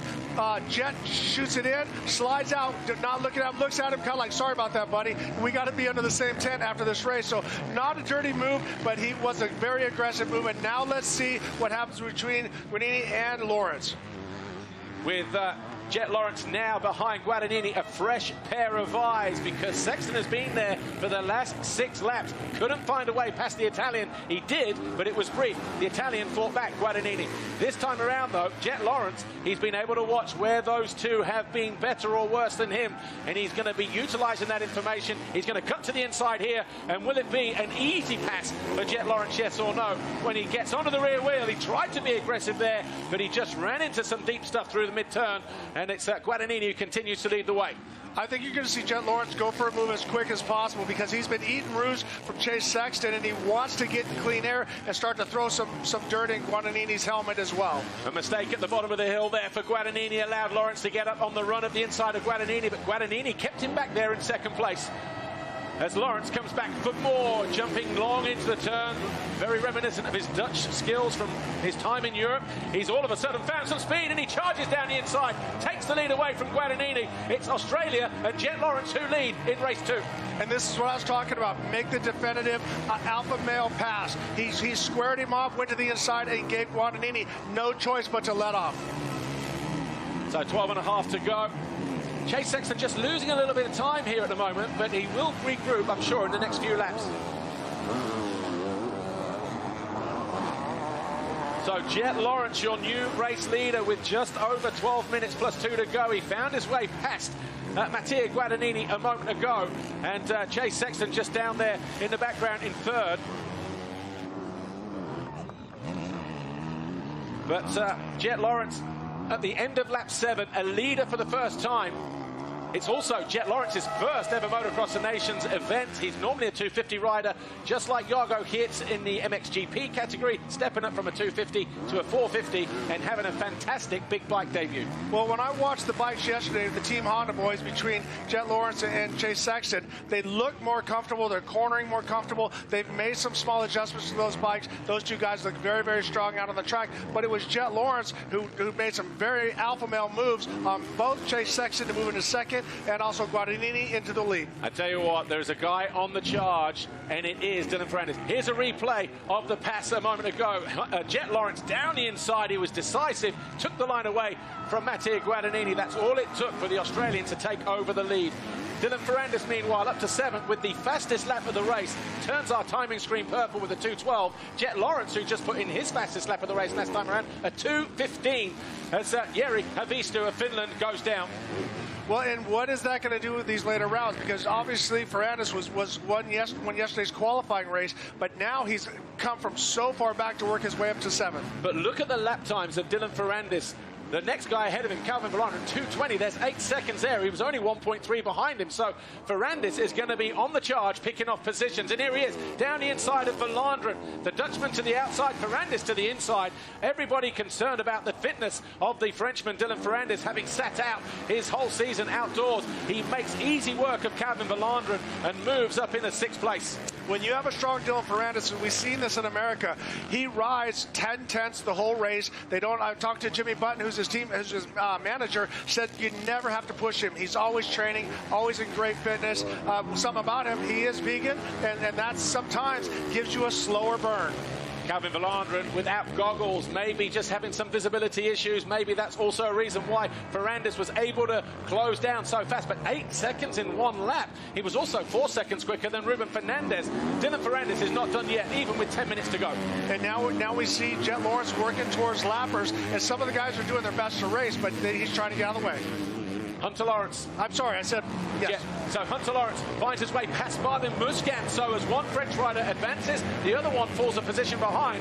And he is gaining ground as well, possibly trying to follow Fernandez, Fernandez through. He is in 10th place now, Hunter Lawrence. So he is on a charge. Hardy Munoz just ahead of him is going to do him through the wave section. Hunter Lawrence is on an absolute flyer here. 2 positions in the 2 corners, and he goes down, throws it away. Hunter Lawrence has to do it all again. Unlucky there, but look how deep the turn is. He tried to get it in there. Liam Evans goes through, so too does Simon Langenfelder.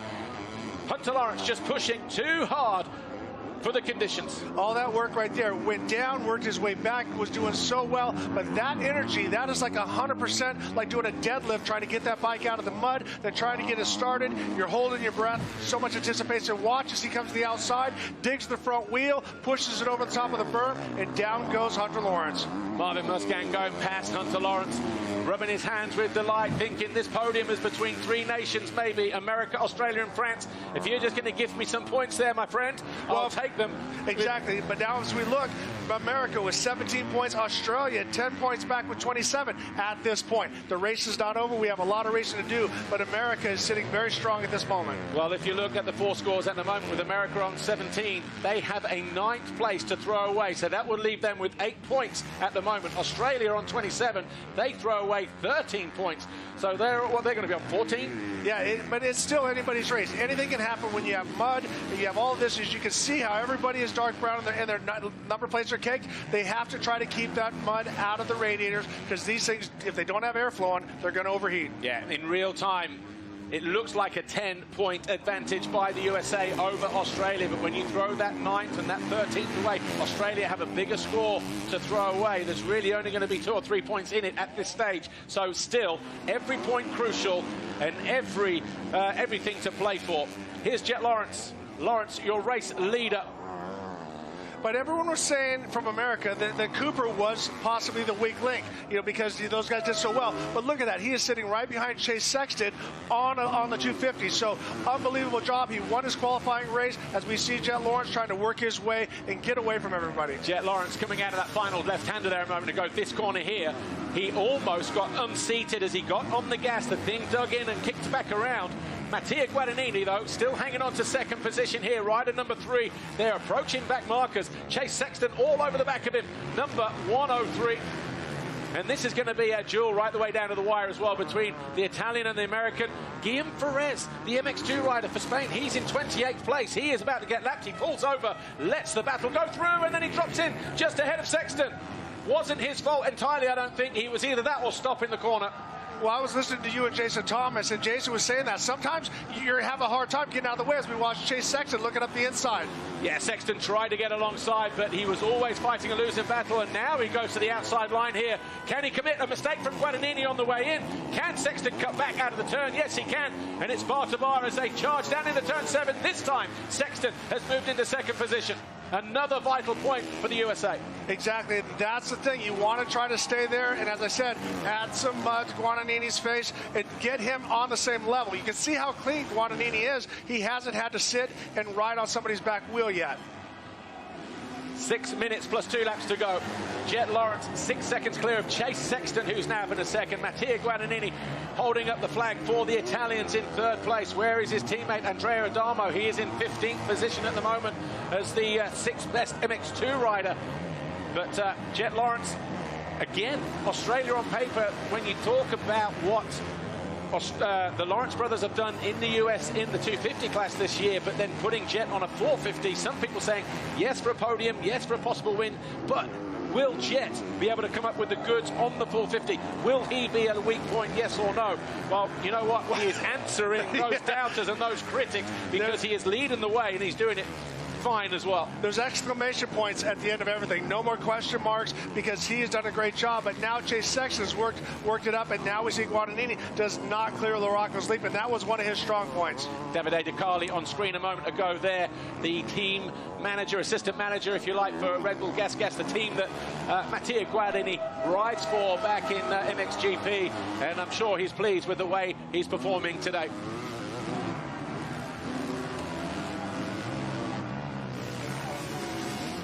Mattia Guadagnini then, he upheld the honour for the Italians last year. It was him that got Italy over the line for the most part. 2 good, solid rides, although it was Alessandro Lupino's final race result that did get them there in the end for the Italians to win on home soil. And the only medal, the only trophy that Tony Cairoli had never won as a professional. 9 world titles, yes, but a Motocross Nations, no. This guy coming into the goggle lane for Goggles, the rider that just went out of shot there a moment ago. But the 112 there of Benjamin Garib of Chile, his teammate Hardy Munoz is having a fantastic ride, still in 9th place. And I think opening a lot of eyes this weekend, the young Chilean, 2nd MX2 rider, by the way. Well, and Paul, I really think it's a sign of the times. As Musquin has been off. Musquin is picking himself up and rejoins the race. He's either made a mistake or he just had a bobble there or something. It didn't, body language didn't look right there. So he is behind Munoz, so obviously not able to find his way through. Right, watch this here. There was definitely body language there. Look, he just had to hit the brakes. Close moment that for Marvin Musquin and friends. Well, and that's what JT was saying, is that you got to sometimes, it's hard to get for the riders to get out of the way. And Marvin Musquin carrying about 5 miles an hour faster, then had to check up and grab the brakes. And then when you touch the brakes here, it actually wants to throw you over the bars. Marvin Musquin tries to get back down the inside of the Chilean Hardy Munoz, and this time he gets alongside, but will the Chilean give him the room he needs? Yes, he does, but it's still a long way to go around. But Musquin, a former 2-time MX2 world champion, of course, finds his way up another position. He becomes the 2nd best MX2 rider as he moves into 9th place. Well, Munoz obviously with a great start, working, now he's just got pushed back 1 spot, so he's in 10th position, but an unbelievable job for another lights rider. Meanwhile, 11 laps complete, a 2:16.5 for Jet Lawrence, our race leader. We're waiting for Chase Sexton to come over the line. The gap now 13.2 as Sexton posts a 2:18. He is 4.3 seconds clear of Guadagnini. Justin Cooper still there in 4th, and Cooper 2:18.1, knocking on the door for Guadagnini in 3rd, who put in a 2:20. So all eyes will be on the battle for 3rd place between the number 3 and the 102.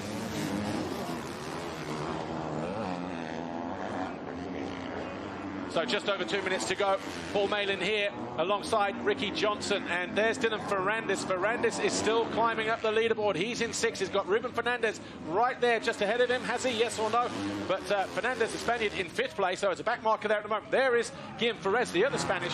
But what a charge through the field this has been for Dylan Fernandez. Off the ground at turn 1, up into 6th place. But if we look at the time, but we did not see when we were off camera, is Fernandez got a 2:22, so he must have gone down again to lose some more time. So Fernandez has made a couple of very, very hard bobbles, but now still working his way forward. Yeah, back markers. And actually, when you think of the first race, how passing was not at a premium. Obviously, we had difficult conditions early on. The first sort of 7-8 riders all stayed. 9 riders stayed in the same positions throughout the entire race. But for Dylan Fernandez, if somebody had said it's difficult to pass, it's one line, this, that, and the other, he charges down the inside of the back marker here. But he is sliding his way through the field from a first-turn crash, and he is there in 6th place. Where is Fernandez? Fernandez is already at the top of the hill and back in the opposite direction. So Ruben Fernandez does have some breathing space. 12 seconds between Fernandez and Fernandez. Trying to say that 10 times. All right, so a little homework here. Jet Lawrence has the fastest lap of a 12:14. Actually, I take that back. Fernandez has got a 12:12. But right now, if you look at the current lap times, Lawrence is 2 seconds faster than Sexton, who is 2 seconds faster than Guadagnini, and Cooper is actually 2 seconds there. So that is an unbelievable 2 seconds per lap if he can continue that. And Paul, is it because he's clearing LaRocco's lead? It's about that differentiator when you do jump it. It could come down to the fact that he's making it over the top of LaRocco's lead. But obviously we're not seeing him all the way through. I would like to go to the battle of 3rd place between the number 3 and the number 102. That was a moment for Dylan Fernandez. Marvin Musquin, but nothing too major. But if we can go to Guadagnini in 3rd, because the gap between him and Cooper is about, 3 seconds. And Dylan Fernandez here in 6th place, setting the fastest Sector 4. So the run towards LaRocco's leap and over the finish line. Well, that's the thing. When you can clear that, we saw that yesterday with Cooper over Hunter Lawrence. It was a 2-second gap. So if you can clear that, that's a guaranteed 2 seconds per lap. Wow, a little bit out of shape there, and that's going to give more time to Justin Cooper. This is Guadagnini in 3rd. Mattia Guadagnini of Italy doesn't look over his shoulder. The next rider into the turn is the 102 of Justin Cooper. And it's obviously America that are in pole position at the moment, although they can't afford to lose any positions as France are gaining ground. This is the gap between 3rd and 4th. Cooper, if you remember, 2019, the Motocross Nations in Holland at Assen. He dominated the qualifying race on Saturday, crashed with Jason Anderson on the first lap of their first race on Sunday, smashed his hand up, rode through the pain barrier just to get a result. They didn't make the podium that day, and he said, if I ever get an opportunity again to ride the Motocross Nations, I am first in line for redemption. And he's doing that. He will be in a very commanding position here if he can stay where he is, and Team USA, of course, because in his first race he was 9th, so he's going to have 11 points as an MX2, 13 points he'll have as an individual score. Well, and at that point, we can throw out that 9th position. So great job by Justin Cooper, but he also has the support of the local fans. You've raced in Great Britain. You see that Union Jack out there. You see everybody with the horns cheering you on. That gives you so much adrenaline as a rider, and also you don't want to lose because you don't want to let every fan down. Rick Johnson, you're a 4-time Motocross of Nations winner. You won at Unadilla in 1987 on a muddy day. You and Jeff Ward and Bob Hanna, you know what it's like to have the crowd behind you, because you've also won in Italy at Maggiora, and you know, the other 2 times outside of the USA. So the difference riding at home in a Motocross of Nations for you was the difference, or not really? Well, no, because I always felt that in our era, because of Supercross and the popularity was happening so much with the American riders in Supercross, that wherever we went, we were always second. We were second in France to the French riders, second in Italy, and so on and so on and so on. So I didn't mind that. I knew that I was never going to be first in an Italian's heart at an Italian race, but I wanted to make sure that I had support for the second place guy. Ruben Fernandez in red and yellow, closing in on Justin Cooper, who is also closing in on Mattia Guadagnini with 2 laps to go. Are we going to see a change in the top 3, 4, 5 positions? Dylan Fernandez about 6 seconds off the pace of Fernandez, but he's whittled that down. He's halved it in the last 2 or 3 laps with his blisteringly fast lap times. We're watching Guadagnini, and he seems to be a little bit passive as we're watching Justin Cooper get more and more aggressive. And I think the track is getting better, a little heavier, like we talked about, but seems like Justin Cooper is having more luck with it right now because he's on the lighter bike. He can't afford to switch off, though, and this is the gap now. It is coming down between third and fourth. Fernandez on the charge as well. Another rider from Spain on his first ever Motocross of Nations visit and coming here to RedBud, where yesterday the weather was fine, today not so. But this is a real leveler. These kind of conditions, the track is not impossible to ride. It's heavy. Yes, it's technical. You have to think. But actually, you know what? These conditions have really made this event this weekend today. Well, it is. Right now, it's a great racetrack because we've had some rain, but once again, the guys from RedBud, the crew, Jeff Nordstrom, Tim Ritchie, everybody has done a great job as we see Justin Cooper start to work his way up, but he cannot take that aggressive move. He's better to finish in this position than go down. But if he thinks about settling for fourth place, Justin Cooper, look how quickly Ruben Fernandez is closing in. Yes, he can afford to lose a place, because when you think of the gap between America and Australia in the greater scheme of things, but at the same time, every point counts. It's not like when we race, it was 1-1 wherever you were in the class. But as we go into the final lap then with Jet Lawrence, a 2:17.4 for him. We wait for Sexton to come through. There he is. And then in third place, we will have Guadagnini, and that is going to be a fantastic battle between these guys. Any moment now, they're over the line. So heading into the final corner, we'll pick them up behind this back marker here in a moment. They'll be coming onto the start straight. So Guadagnini, 1.8 clear of Justin Cooper. Fernandez, 2 seconds behind him. Back marker there, the 1:08 of Josh Varese of Guam. So we're struggling to catch up with Guadagnini.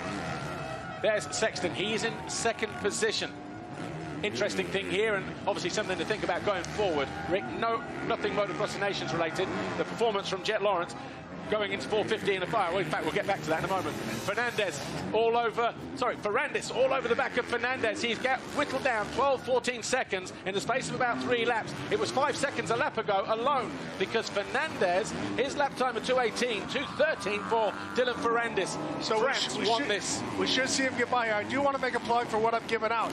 I work with the guys from Carson City Motorsports and also from Rockwell Watches to give out individual gold. At this point, we have Justin Cooper as the MX2. If he can pull this off, he will be the overall winner, and he'll receive that watch. It's going to be pretty cool, but we're just going to see what happens in the last motor with MXGP and Open. Yeah, well, I mean, we'll have to see. Obviously, we need to go delving into those results, but he's definitely been more consistent and up at the front as the second best MX2 rider in race 1 and the best in this one. But Dylan Ferrandis, absolutely on a charge. He is going to be... So Dylan Ferrandis, of course, the French rider, he is back-to-back races, don't forget. Open and MXGP Open. A bit of a bobble there through that bottom corner. But the confidence that he shows as he comes to the inside, just scrubbing the front wheel, he's very comfortable on that Yamaha. Cooper dealing with the back marker there behind him. Meanwhile, Jet Lawrence, an absolutely dominating display here, wins for Australia, his first ever Motocross of Nations event, and it's his first race win, and on a 450, so out of class. But Jet Lawrence makes it happen. Meanwhile, Sexton second, but Guadagnini third. Where is he? Here's Dylan Ferrandis. There's Ferrandis there. So has he found his way past Cooper? He's made a mistake. So it's going to be Guadagnini over the line any moment now in third place, and he does. Cooper goes fourth. Fernandez should be fifth, and he is just here. And then we wait for Dylan Ferrandis to come through in sixth. But what a ride for Jet Lawrence. What a fantastic ride for Dylan Ferrandis in sixth as well. But Jet Lawrence, your race winner, but it's USA still leading the way after 2 races.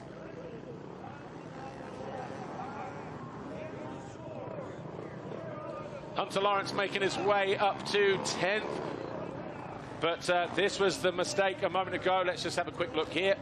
So this is going to the last round, and watch Ferrandis on the inside as he comes in, doubles, gets in. So Dylan Ferrandis tried to get up the inside of Ruben Fernandez. Not a lot of room to spare there. The 2 riders bank bars. Ferrandis goes down. But that's what cost him an extra point. Will that be the crucial point that makes the difference on the top step of the podium come Sunday night? Wow. Unbelievable race. And the track, I got my hats off to the crew. I mean, we've gotten rain, we've got a lot of weather, but they did a great job not tilling it up too deep during the week because there was rumor of rain, and sure enough that it happened.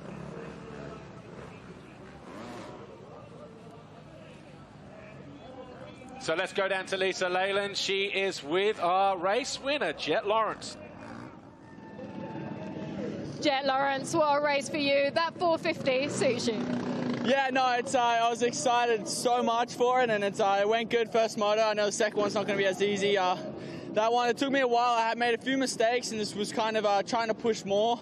And I just ended up realizing I had to step it back a bit, trying to get that flow. And once I got that flow, I was able to make a few of my moves. I didn't want to get that close to Chase, so I feel bad on that one. Like, so slippery there. It's so hard to pass on this track. But no, happy with that. Going to go back, recover, and get ready for the next one. Good luck for the final race. Thank you. Yeah, Jet Lawrence absolutely in fine form in this second race. His first race of the day, don't forget, but he will now have the task of going back, getting the bike cleaned off. His mechanics have got some work to do. There's about a 45 minute turnaround now before they line up again for the third and final race of the day. Australia's sitting second at the moment, but will they be standing on the top step? Will it be the USA? Will it be France? Because they seem to be the leading teams this time around, even if you were to throw a result away. Glad to say it looks like it's brightening up over on the horizon, Rick, but Jet Lawrence wins race 2. He picks up 1 point for the USA. Chase Sexton for America second. Mattia Guadagnini third of Italy. Justin Cooper. That is the kind of result the Americans need. That's the kind of consistency any team needs if they're going to have a chance of staying on the top step of the podium. Sexton second, Cooper fourth. Fernandez 5. Fernandez, great ride through the field for 6th.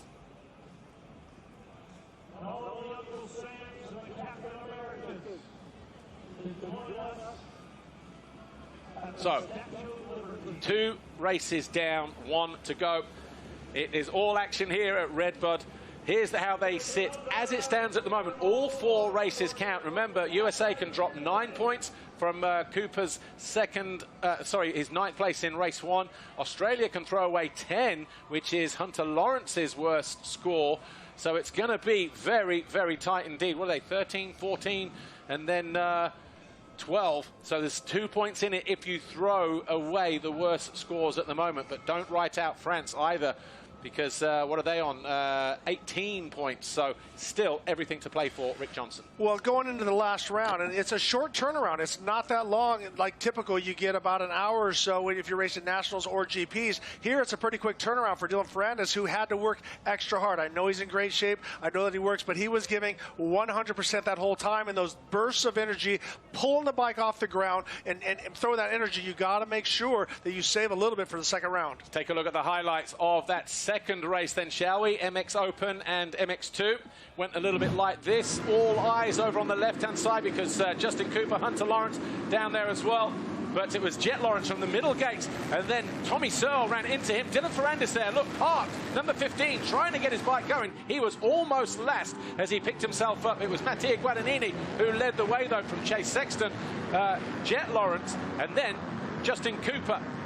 Just behind them, though, heading up the hill, Hunter Lawrence on the left, banged bars with Justin Cooper. Cooper went off track. Hunter Lawrence went down, and that would be a costly mistake for the second of the Australians in the race. A power move for Sexton around the outside of Guadagnini, carrying his speed. That's going to put him on the inside, but then Guadagnini fires right back, gets around the outside, puts himself back into the lead. Yeah, great riding from both guys. Full commitment, full send, but good heart shown from Guadagnini, but didn't last long because in the space of a lap, Jet Lawrence went from 3rd to 2nd with a move on Sexton, and then that pass on the race leader, Guadagnini. Dylan Fernandez on a charge through, though. He caught Calvin Valandrin. That move was for 6th place. He wasn't done there either as Hunter Lawrence fell down. Hunter Lawrence going up 2 positions and losing about 5. He had to do it all again. Last lap. Yeah, last lap, Fernandez going for a move, trying to get that 1 extra point, gets into the other rider, and down he goes and loses that point, but also spending a lot of energy, but it was Jet Lawrence all the way. Yeah, and how costly will that point be from France? But a fantastic ride for Jet Lawrence and Australia. Jed Beaton, are you watching? Foxhole shot sign. Let's have a look at the start of the race. It was very, very tight. We were focused on what was happening on the ground with Tommy Searle and Dylan Fernandez. Was it Mattia Guadagnini, yes or no? We'll soon find out. Yes, it was, by about a week.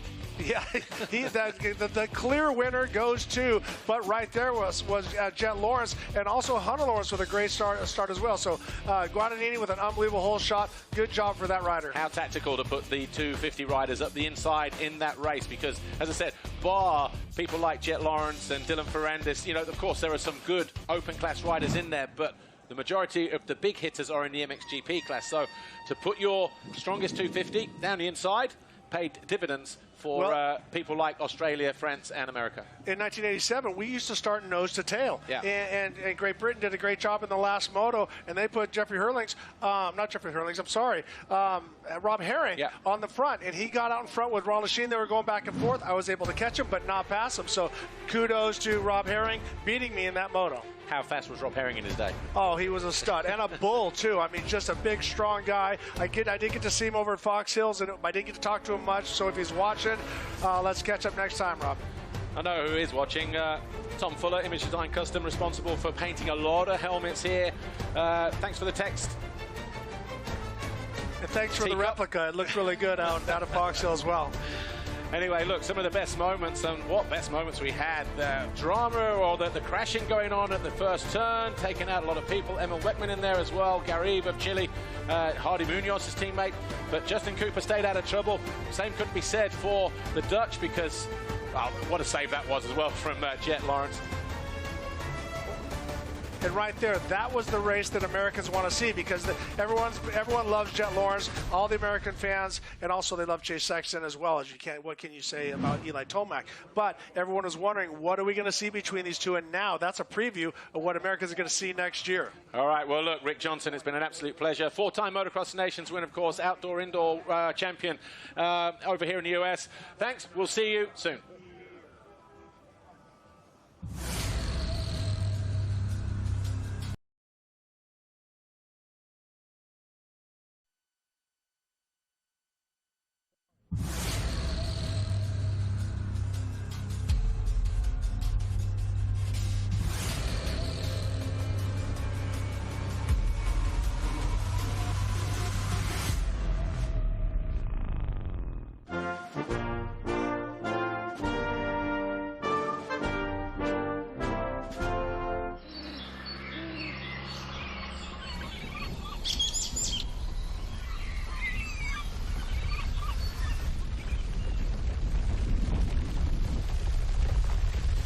In the 75th running of the Monster Energy FIM Motocross of Nations. My name is Paul Malin. Jason Thomas returns from Fly Racing for this final race of the day. And Jason Thomas, while we have these fantastic images of the local area and beyond, we've had some fantastic racing coming into these this weekend so far. We're coming into race 3.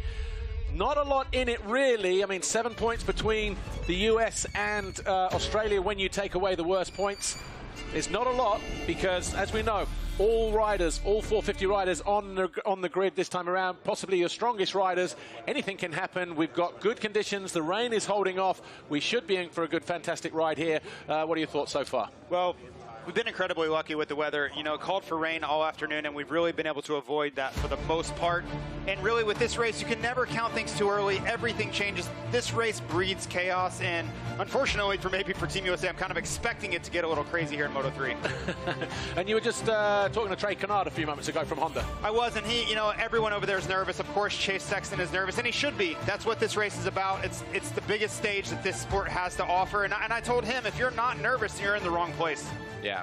Well, in a moment, if you haven't seen any of the action and you're just joining us for the first time today and you don't want to know what's happened, well, it's going to be difficult to kind of do that without seeing the result at the end of this one. But we are going to show highlights, brief highlights of race 1 and race 2 and see how we got here into this situation.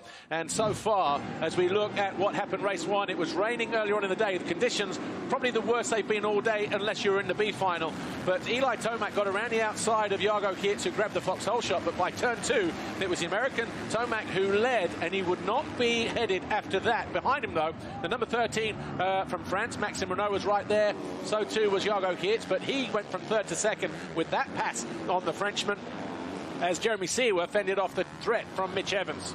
Yeah, Yago Kirtz has been great all weekend. He wins the qualifier yesterday. He has a great opening moto, and he has a chance to back that up this afternoon here in race 3. But I think he was almost the story of the race without winning. Just a great debut for him. Yeah, Marvin Musquin on the charge as well, and eventually came home in 14th position. Not a lot of passing going on in that first race as Max Anstey went out for Team GB. Going out as well, Jeremy Seewer from 4th. He picked himself up.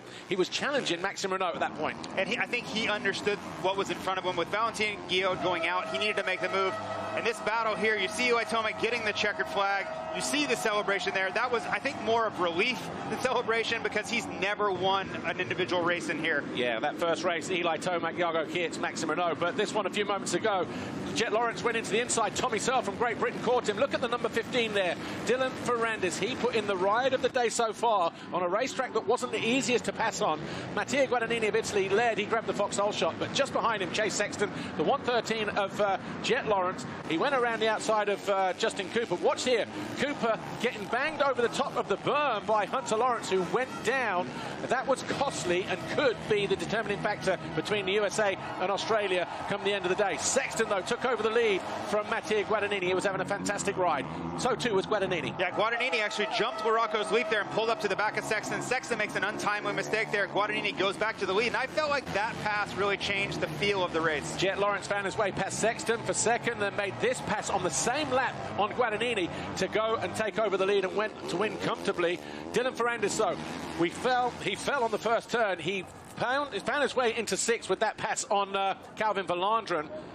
Hunter Lawrence on the charge through fell again. He would eventually come home in 10th place, but he lost about 4 positions just there. Watch this last lap, few corners to go. Fernandez tried to make his move on Fernandez. He went down, picked himself up in 6th. Was that a costly point? Lost there for Team France, but fantastic ride for Jet Lawrence to win race 2 from Sexton, Guadagnini, Justin Cooper, and Ruben Fernandez. And heading into this final race, USA lead with 16 from Australia and France.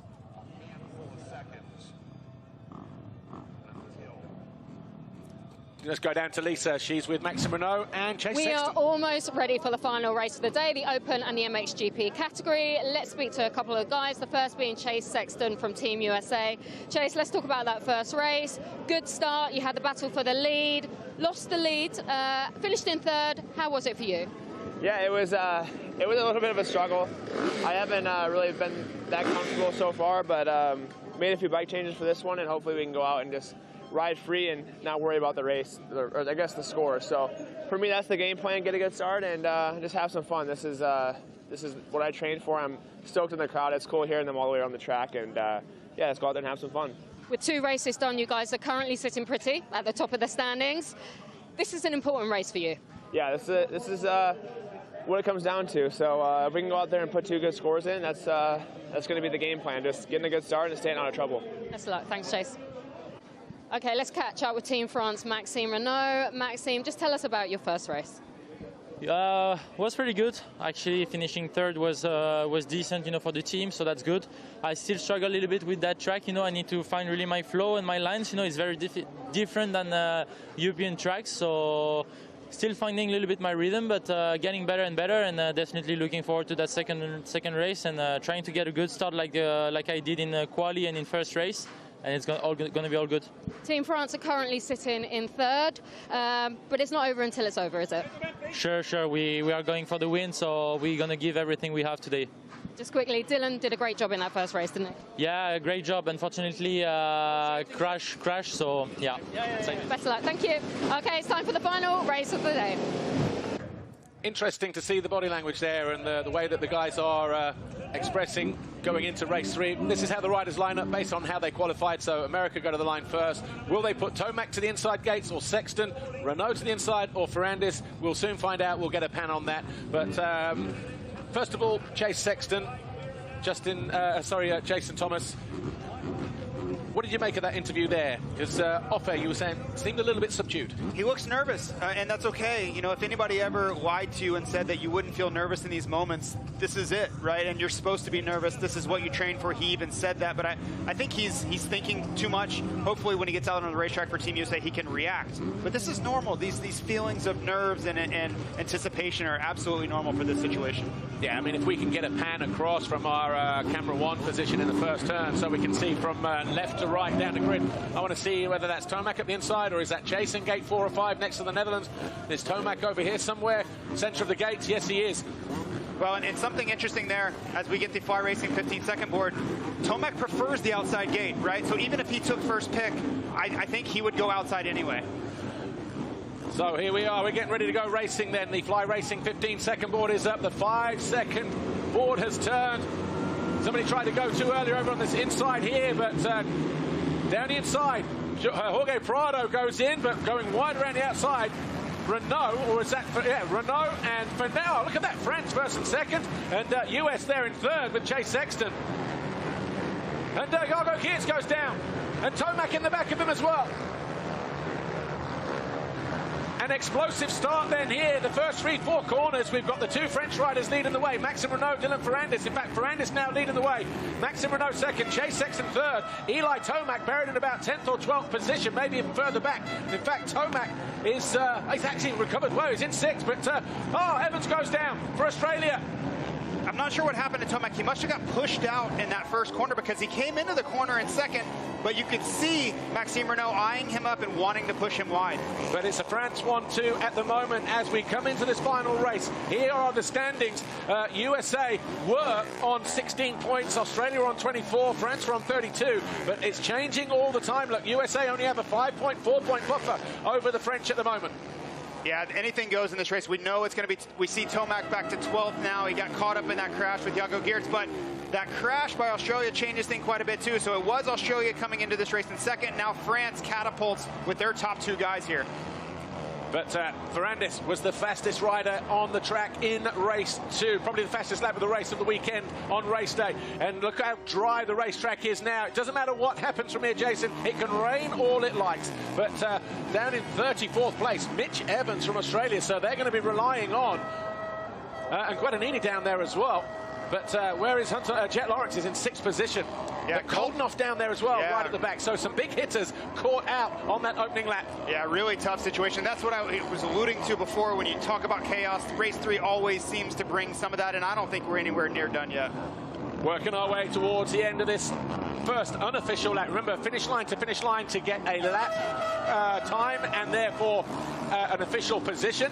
But look at the body language here from the 2 French riders, absolutely relishing these conditions as Chase Sexton doing his best to keep them in tow. There's Prado in 4th for Spain. 5 going through there is Jeremy Seewer, and then Lawrence. So Jet Lawrence going through in 6th place. He was the winner of race 2, the Open and MX2 race, don't forget. So what's he got up his sleeve as things start to unfold? At the moment, USA and France, 19 points and 21 points. It's a 2-horse race between those 2, but do not count out Australia. Yeah, a couple things here. I would be very surprised to not see Dylan Fernandez take off. Let him settle in a couple laps, and I think you'll see him explode with some really powerful lap times. And I want to see if Chase Sexton makes a move on Renault, if Renault gets aggressive, right? He understands the situation. They need to make up points on Team USA. And this race, if you're going to get aggressive anywhere in your career, this is the race for it. How good is this a confidence for someone like Maxime Renault, who in the first race, you know, pretty much started 3rd or 4th and finished 3rd or 4th. In fact, where was he? 3rd. There wasn't a lot of passing opportunity, but sitting there behind his wingman, Dylan Fernandez, this is absolute perfect and good confidence for the 2 French riders. It is, and Renault, he wants to latch onto the back of Fernandez. It'll be interesting to see if he can hold that pace, because the pace that Fernandez was putting at the end of race 2 was simply unbelievable. And I think right now he's feeling the track out. He doesn't have any pressure from his teammate. I think once he figures his lines out, he's going to be out of here. Just looking down the scoreboard here, Tomac in 11th place. He, and I'm sure if we can get a replay of the start down to the 2nd corner. So through the first turn and 2nd corner, where we saw Yago Geerts go down, Tomac go down. Here is Tomac on screen for our American viewers who may have missed the start of the race. But over the hill, the number 6, Gauthier Paulin, team leader when France were 5 times champions in a row. Gauthier Paulin looking on there with intent, stone face, poker face. A mistake there through the waves there for Fernandez. Ruben Fernandez as Calvin Belanda, number 6 for the Netherlands, tries to get around him. And Tomac just behind them. And Tomac's no stranger to working through the pack. You know, this year was really a kind of a renaissance for his starts, but over the course of his career, he's always had to move through the pack. So he's going to be patient here. The biggest thing is he wants to stay out of trouble. He doesn't want to get into any run-in with any of these guys as he works his way through the pack. And I think if the point situation changes, if France moves into the lead, I think they'll signal that to Tomac and he'll have to up the intensity. Ruben Fernandez under attack from Calvin Belanda, and they're bringing Eli Tomac with them. A little bit of bar banging a moment ago between the Spaniard and the Dutch rider, who's a little bit too far out there to the outside. Going to be a tight first turn for him. That will allow Tomac to close back up on the number 6. Well, and these guys are trying to do math on the fly, right? As much as Tomac's concentrating on what he's doing, he's also thinking, where's Sexton? What points do I need? Are we still in a powerful position as far as points goes? At some point here, he's going to settle in and need to move forward. Just looking down the leaderboard, no real movements for Evans and Koldenoff. They're still 35th, 36th for Australia and the Netherlands. As it stands right now, after the first official full lap, the fastest lap of the race, Dylan Fernandez, but he's only about 1.8 clear. That's them in the opposite direction. Sexton all over the back of Maxime Renault as they head up over towards the FC Moto jump down the bottom of the valley. Meanwhile, Tomac down the inside of Belanda takes the place away from the Dutchman, moves into 9th place. You see Sexton here. The biggest thing is you want to be patient. You don't want to open the door for Renault to get aggressive on you, right? If you make a move, make it up the inside or something where Renault can't counter. Maxime Renault then under pressure. We saw from the body language and the very muted interview on the start line at the start of the race from Chase Sexton. You said it, Jason. He looks nervous, sounded nervous, and if you weren't, there is something wrong with you. But now that the gate has dropped, the adrenaline is pumping through the veins. Sexton is exactly where he needs to be. But it's Fernandez, Renault, Sexton, France, and America.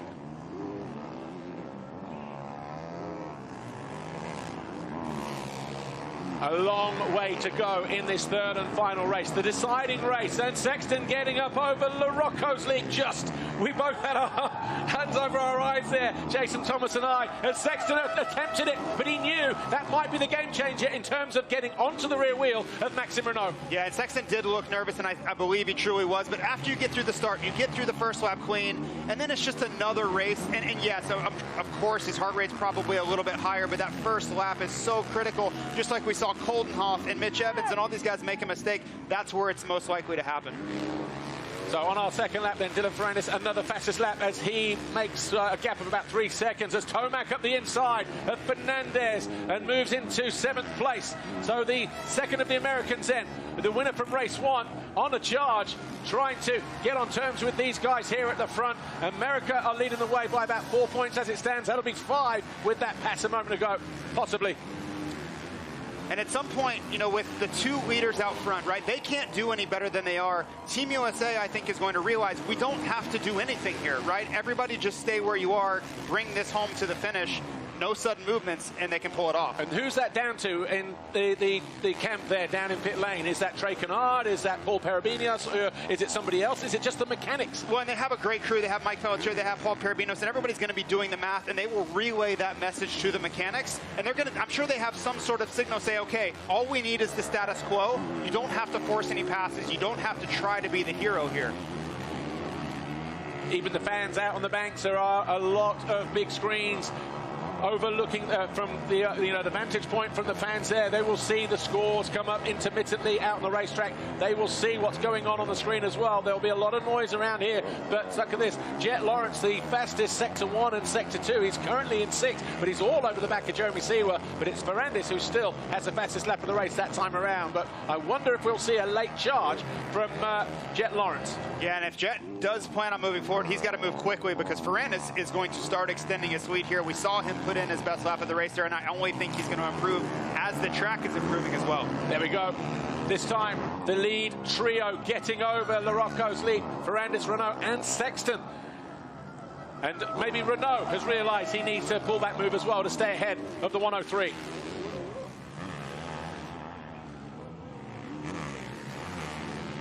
"21 minutes plus 2 laps to go then, the third and final race, MXGP and Open Class Riders here, the 75th edition of the Monster Energy FIM Motocross of Nations. We are at RedBud, Buchanan, Michigan, and So far, the racing has been absolutely sensational. USA hold a 4-point advantage over France at the moment in the overall classification. Remember, Team USA have not won this event since 2011 at Saint-Jean-d'Angely in France. And it's the Americans leading the French here in this third and final race. Yeah, and I would love to be able to see Team USA's pit boards because you don't want them thinking too much. You know, you want to keep them as they're normal to get the lap times, continue, flow, move forward. Oh, Fernandez is down. New race leader, Dylan Fernandez, throws it away. And that will hand a point. Well, his teammate will take over the lead, but it'll be second place. And look at the amount of time. Jet Lawrence even goes by, so he's all the way back. Tomac should be your next rider by if he hasn't gone by as well. Fernandez setting fastest lap after fastest lap. All of a sudden, his pace maybe just coming back and biting him in the backside. So Tomac would be the next rider, so that puts Fernandez back to 6th place, and that changes the entire math here. And that may also put Australia in a good position for a potential silver medal. Watch this here. Dylan Fernandez folded the front going up. And Maxime Renault and Chase Sexton would have seen that right in front of them. And they're able to go around the outside of the number 15. Just a brutal boy, and that's the rider we thought really was the most dangerous. Dylan Fernandez had such great pace in race 2, but he did have 2 crashes in race 2 as well, so it's something, he's almost overriding the track, like that pace is almost unsustainable. Well, Dylan Fernandez did set the fastest lap that time around, but then quickly eclipsed by Jet Lawrence in 6th place, 2:11, almost in the 2:10s, the young Australian on his 450 debut. Where is the number 16 of Jago Kietz, who also fell? Oh, he's up into 24th position. Still haven't seen a replay of the start, actually, through the first couple of corners that took out Tomac and Jago Kietz, the American and the Belgian. But Renault leads, Sexton 2nd, Prado of Spain is 3rd, Seewer 4th, Jet Lawrence 5th, Fernandez remounts in 6th place, Tomac 7th, about 6 seconds behind the Frenchman. And then we've got Fernandez of Spain, Dylan Wright in 9th of Canada, Tony Cairoli 10th for Italy. Searle 12th behind Verlandren for Great Britain, and the Latvian Carlos Sabalis, Freddie Noren of Sweden, Jari Avisto of Finland, Jeremy Van Horbig moves up to 15th, finds his way past Noren falling down the order. Well, and now you wonder, what is the situation? What are the orders for Sexton? Do you just try to go win the race? Do you sit behind Renault and not do anything silly? You know, not give Renault an opportunity? Because Renault, it's desperate times now. You know, they have to make a big move here to gain a bunch of points. Going into this final race, the USA were on 16, Australia 24, France were 32. The danger team at that point was Australia on 24. Even when you took away your worst result heading into this race, the USA had 7 points over Australia, not France, remember. And they can't see, as a mistake there from Fernandez again. Same corner. USA can't see Australia in the mix anywhere. So I think even the riders looking around saying, okay, as long as we're ahead of those guys, we're good. When Sexton comes through and sees Fernandez down on the floor, okay, one's in front of me, one's on the deck. Yep. So that will settle the nerve. Yeah, and you just wonder, it's Sexton personally, he wants to win. He's a racer. Can he manage that situation and say, I don't need to win here. It doesn't matter. Put my ego away and let's just bring this thing home for another 17 minutes plus 2 laps. Hasn't dented his confidence, has it, Dylan Fernandez, as he looks to get back on terms with his quicker lap time, previous lap times. Tony Cairoli has just found his way past Wright, hasn't he? I think he has. Yeah, so up into 9th place.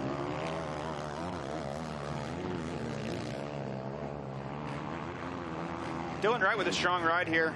He won every single moto, as we talked about in Canada. Just a dominant performance, and to be in the top 10 in this combined, you know, MXGP and MX Open Moto is really impressive. This one for Dylan Wright, personal, just a personal ambition now, because race 1, the 2 Canadians, Ryder McNabb and Dylan Wright, 30th and 31st, so pretty much denting any good chances of them having a decent overall finish. I mean, they'll finish 15th as it stands right now, but that first race could have been so much better in terms of maybe finishing inside the top 10.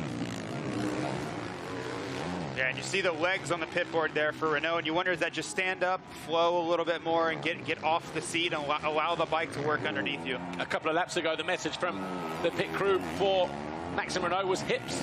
So hips and legs. It'll be head, shoulders, knees, and toes soon. and I think a lot of that is just to ride looser. The more you sit down, the more those bumps transfer up into your body, and you take more of a toll. Stand up, allow the bike to work properly. It's a lot smoother ride.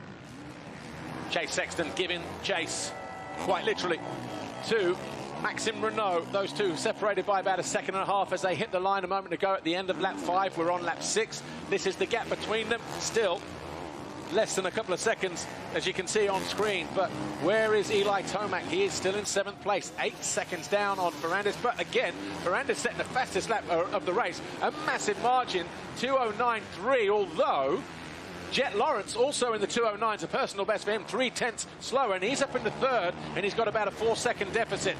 He's found his way past Prado and Seewer that time around. So Jet Lawrence, who's taken a few laps to get himself sorted, has really found pace here in this second race, and he is absolute. There is Sexton just ahead of him at the top of the hill. Well, I'm going to go ahead and make a call that Jet Lawrence is going to win this race. You look at the pace, you look at the point situation.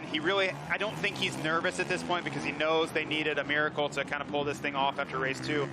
And everything's set up for him. I believe he's quicker than Renault, and Sexton, I don't believe, is going to want to have anything to do with a real battle with Jet Lawrence here. 2011 Saint-Jean d'Angely was quite a pivotal year in terms of this Motocross of Nations competition. It was the last time that the USA were victorious, of course, and it was the only time Australia got on the podium, 3rd overall that day. We could see USA win for the first time since 2011, and Australia back on the podium. Will it be 3rd or 2nd? Because if he finds 2 more passes, they will equal France at the very least.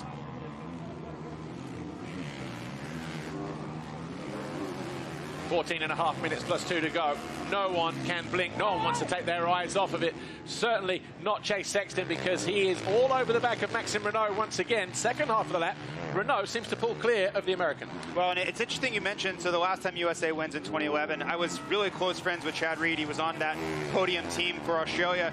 And that race really propelled him to get back to form. It was a summer where he had the catapult incident at Millville. He really got off the rails mentally there, and that propelled him to a nice 2012 season. So for Jet Lawrence here, does this give him the momentum? Because he will be on this motorcycle next summer racing against his own teammate there, Chase Sexton.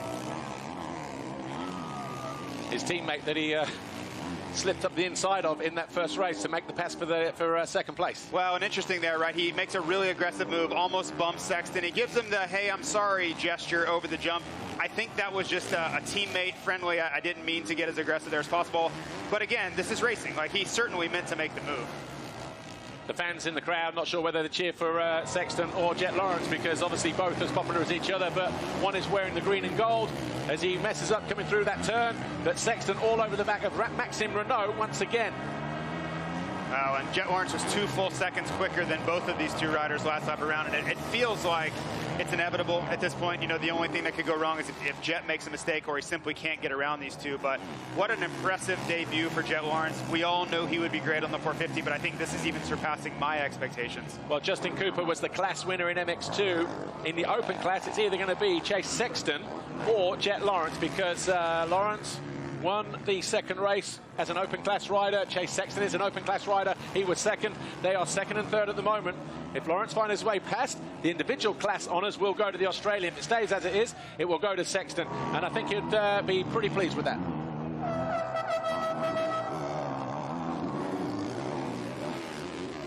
The rain starts to come down as well here in RedBud, Michigan, for the final 12 minutes plus 2 laps. We hoped it would stay away. Every time our cameras went a certain direction, you could see the black clouds looming large on the horizon. But Maxime Renault continues to lead by 1.3 seconds. That's him there, just going out of shot. The 103, Chase Sexton, all over the back of him from the United States in second place. Back end working overtime as Jet Lawrence of Australia closing in. 2 seconds quicker that time around, Jet Lawrence, than Maxime Renault and Chase Sexton. He's into the 11s. They are on 2:13 lap times. Yeah, and if you are Team USA, you almost just want to tell Chase, let Jet go. There's no reason to fight here. There's an 8-point cushion at the moment. Of course, things can change quickly. Somebody crashes and you might regret that. But the last thing you want to do is get into some sort of battle here, and let's see who's on the ground. The yellow flags should be a back marker as we're coming, as we're obviously watching the leaders. Just looking at the lap times here, Jorge Prado last time around 2:19.5. He lost 7 seconds to Tomac. Tomac now 1.3 behind the Spaniard. So it's going to be interesting to see how that plans out. I'm guessing at the moment Tomac will have him in his sights and will will try to make that move stick as soon as possible. Well, it does make sense for Tomac to try to move forward, because right now they're using a 9 for Justin Cooper, and they'd rather not. You know, the further that Tomac could move forward, that they would be able to use that 7 than a 6. And that's the that's how the competition works. Throw away your worst score. So 3 races, and obviously each of the 3 riders get 2 races, so 6 scores potentially. And as it stands right now, let's say Team USA, because they are on top, as we look at Tomac closing in on Jorge Prado, who lost 6-7 seconds a lap ago. Tomac has got him right back in his sights and is going for the Spaniard. This will be for 6th place if he can find his way around. He's got good drive around here, but look how deep that outside is. It's been like that all day long. Yeah, it's never really worked. I'm surprised Tomac went there. I think it was just for the sheer fact of not following, but we really haven't seen anybody be able to make that work. But so far, in terms of throwaway rides, USA have had a 1st, a 9th, a 4th, a 2nd. They're currently 2nd and 7th. They throw away that 9. That gives them the 16 points. France are throwing away 14 from the MX2 rider Marvin Muscan in the first race of the day. That's why they are on 24 points. But there's only 3 points between France and Australia in the final 2 positions on the podium. But the rain continues to fall here in the US. Yeah, as we sit, it looks like the podium is set. We could move around a little bit on that podium, but there's a huge gap back to Italy in 4th. Yeah. But it comes down to those 3 nations heading into this final race. USA, France, Australia. Team Spain, the best they've ever finished was back in 2002, 4th overall. So they're going to go just 1 behind that. The last, you have to go back a long time actually to see that, 2002. The last few years they've been, 10th, 12th, 8th, 7th, whatever. This is going to be the best result for them in a very, very long time, Spain. Well, and you look at their team, they should continue to improve. They have young Guillaume Ferris, and they have Jorge Prado, who is an MXGP elite, and obviously Ruben Fernandez making that move to HRC Honda for 2023 is leaving his mark as well. G'day, Jet. All of a sudden, he's all over the back of Chase Sexton. Just taking a moment there to clean the goggles. Wants to go after the Honda man ahead of him. Maxime Renault. They all bobbled in that bottom corner. You notice that bottom right, they all went deep. But look at Lawrence. Can he cut back to the inside like he did on Guadagnini? No, he can't. And that was obviously his pass for the lead in race 1 on that part of the racetrack. But he's hard on the brakes. He's going to charge down the inside. Wow, decisive that from Hunter Lawrence. A backhand all over the place from Sexton on the exit of the turn. Yeah, I was wondering if we would get another hand gesture there like we did in the first one, but not this time. I mean, and we kind of saw that coming. 2 seconds a lap is going to show up. It's just where does he make the move? Full commitment there from Jet Lawrence that time around. They love it down there in pit lane. See the other side of the garage. And of course, they still want to win the overall. It's still in play, but for now, right now, these immediate passes can move them into 2nd overall. Yeah, well, that will put Australia from 27 to 26. They will close 2 points on to within 2 points on France, but USA will go from 16 to 7. And if Jet can pass Renault, that's a double point score, right? Jet will move forward, Renault moves back. And if they do tie on points, France and Australia, you're looking at a 30 for Australia and a 14 for France. France will take 2nd overall. Yeah. So he's going to need Mitch Evans to find his way through the field. Yeah, and it really, really hurt Evans to crash on the first time. He had a decent start and just a silly tip over, but that's what we see so often in this race. It comes down to one, simple mistake can cost your team, 2nd or 3rd, or even the win sometimes. On debut, going potentially 1-1 on a bike you're not used to racing, Jet Lawrence, of course, that would be pretty spectacular. Well, and to win the class. Yeah, that's a great word for Jet. I mean, he's been spectacular every step of the way. His style suits a 450 so well. He makes it look so effortless, and I'm sure he's trying hard. It's not really indicative of the effort he's putting in, but he sits up, straight back, doesn't look like he's really pressing too hard, and with all of that torque and power that the 450 has, he can really kind of utilize that, very similar to how Ken Roczen rides, where it almost looks effortless. Maxime Renault all of a sudden under pressure when we saw this in race 2 when Jet Lawrence had closed in on Sexton, who took about 7 laps to find his way past Mattia Guadagnini. It took Jet Lawrence 1 lap to find his way past both riders, quickly past Sexton, and then all over the back through this turn here and made the pass on the Italian Guadagnini. And he's closing in fast on Maxime Renault. 6.5 plus 2 to go. You called it, I think. Well, you just saw it coming, right? Like, again, 2 seconds a lap is a lot. When you look at the pace that, you know, Renault and Sexton are already putting in, they're riding away from the rest of the field, and Jet Lawrence was significantly better than those two. Okay, here's the thing that's going to determine second and third overall today. Because if, let's say, Lawrence does find his way past Maxime Renault, that ties them. If Sexton finds his way past the Frenchman as well, that gives the silver medal to Australia. I don't think Sexton really cares at this point, but he does want to beat Maxime Renault, right? And everything is to play for in those cards. I don't think either of them know that. You know, Renault would obviously care, Sexton probably wouldn't, but it's up to Renault now. Everything rests in Renault's hands. Wow, taking advantage of the back marker there, Jet Lawrence, because Maxime Renault, he came upon him, and Jet Lawrence was able to read it and turn tighter through that turn. He was all over the back of him as they hit the finish line there. 3/10 in it. One other aspect of this, if Fernandez can catch up to Jeremy Seewer, he's only 4 seconds back. That would have changed the game yet again. So there's a lot of moving parts still here to play with 5 minutes, 2 laps to go. Jet looking good though, isn't he? Hasn't rushed at all. He's bided his time. He's just been absolutely phenomenal today. It's very rare that you see Jet make an unforced error. You know, we saw it a few times in Supercross at the Triple Crown race in Arlington. You could see the youth come out a little bit, but it's so few and far between that you would ever be able to tell that he's only 19 years old. Cornelius Tondell, I think that was, of Norway, just getting lap there on the Fantic. You know, it's interesting when you talk to Jet Lawrence, he is so much younger than he rides.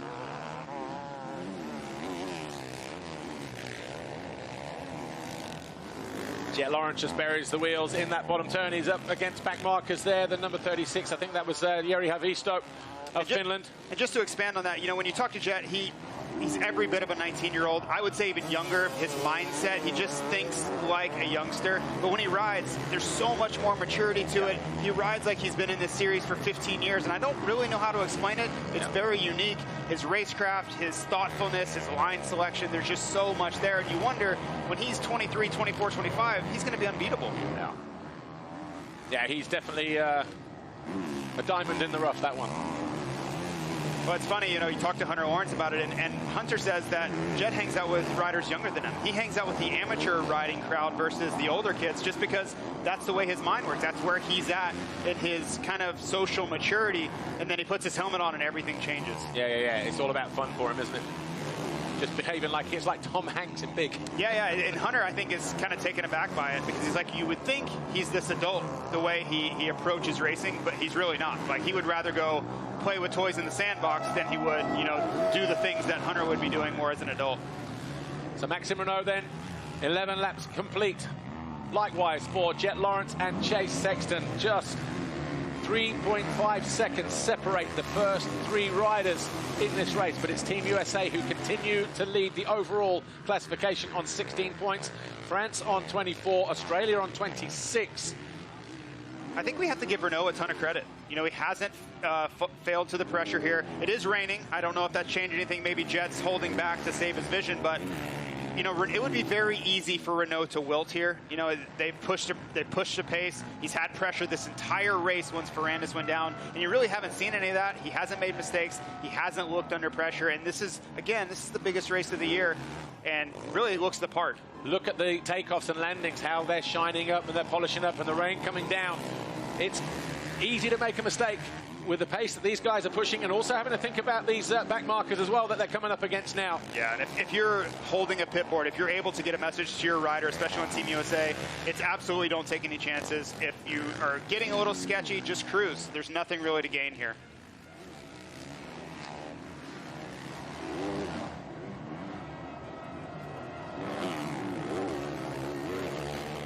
A 2-horse race between Maxime Renault and Jet Lawrence. The Australian getting better drive uphill into Talladega. Is he going to make the move? No, he's not. I was going to say to make the same move that he made on Chase Sexton earlier on in the race, but he is right within pouncing distance now. Look at the rain coming down now. It's almost horizontal.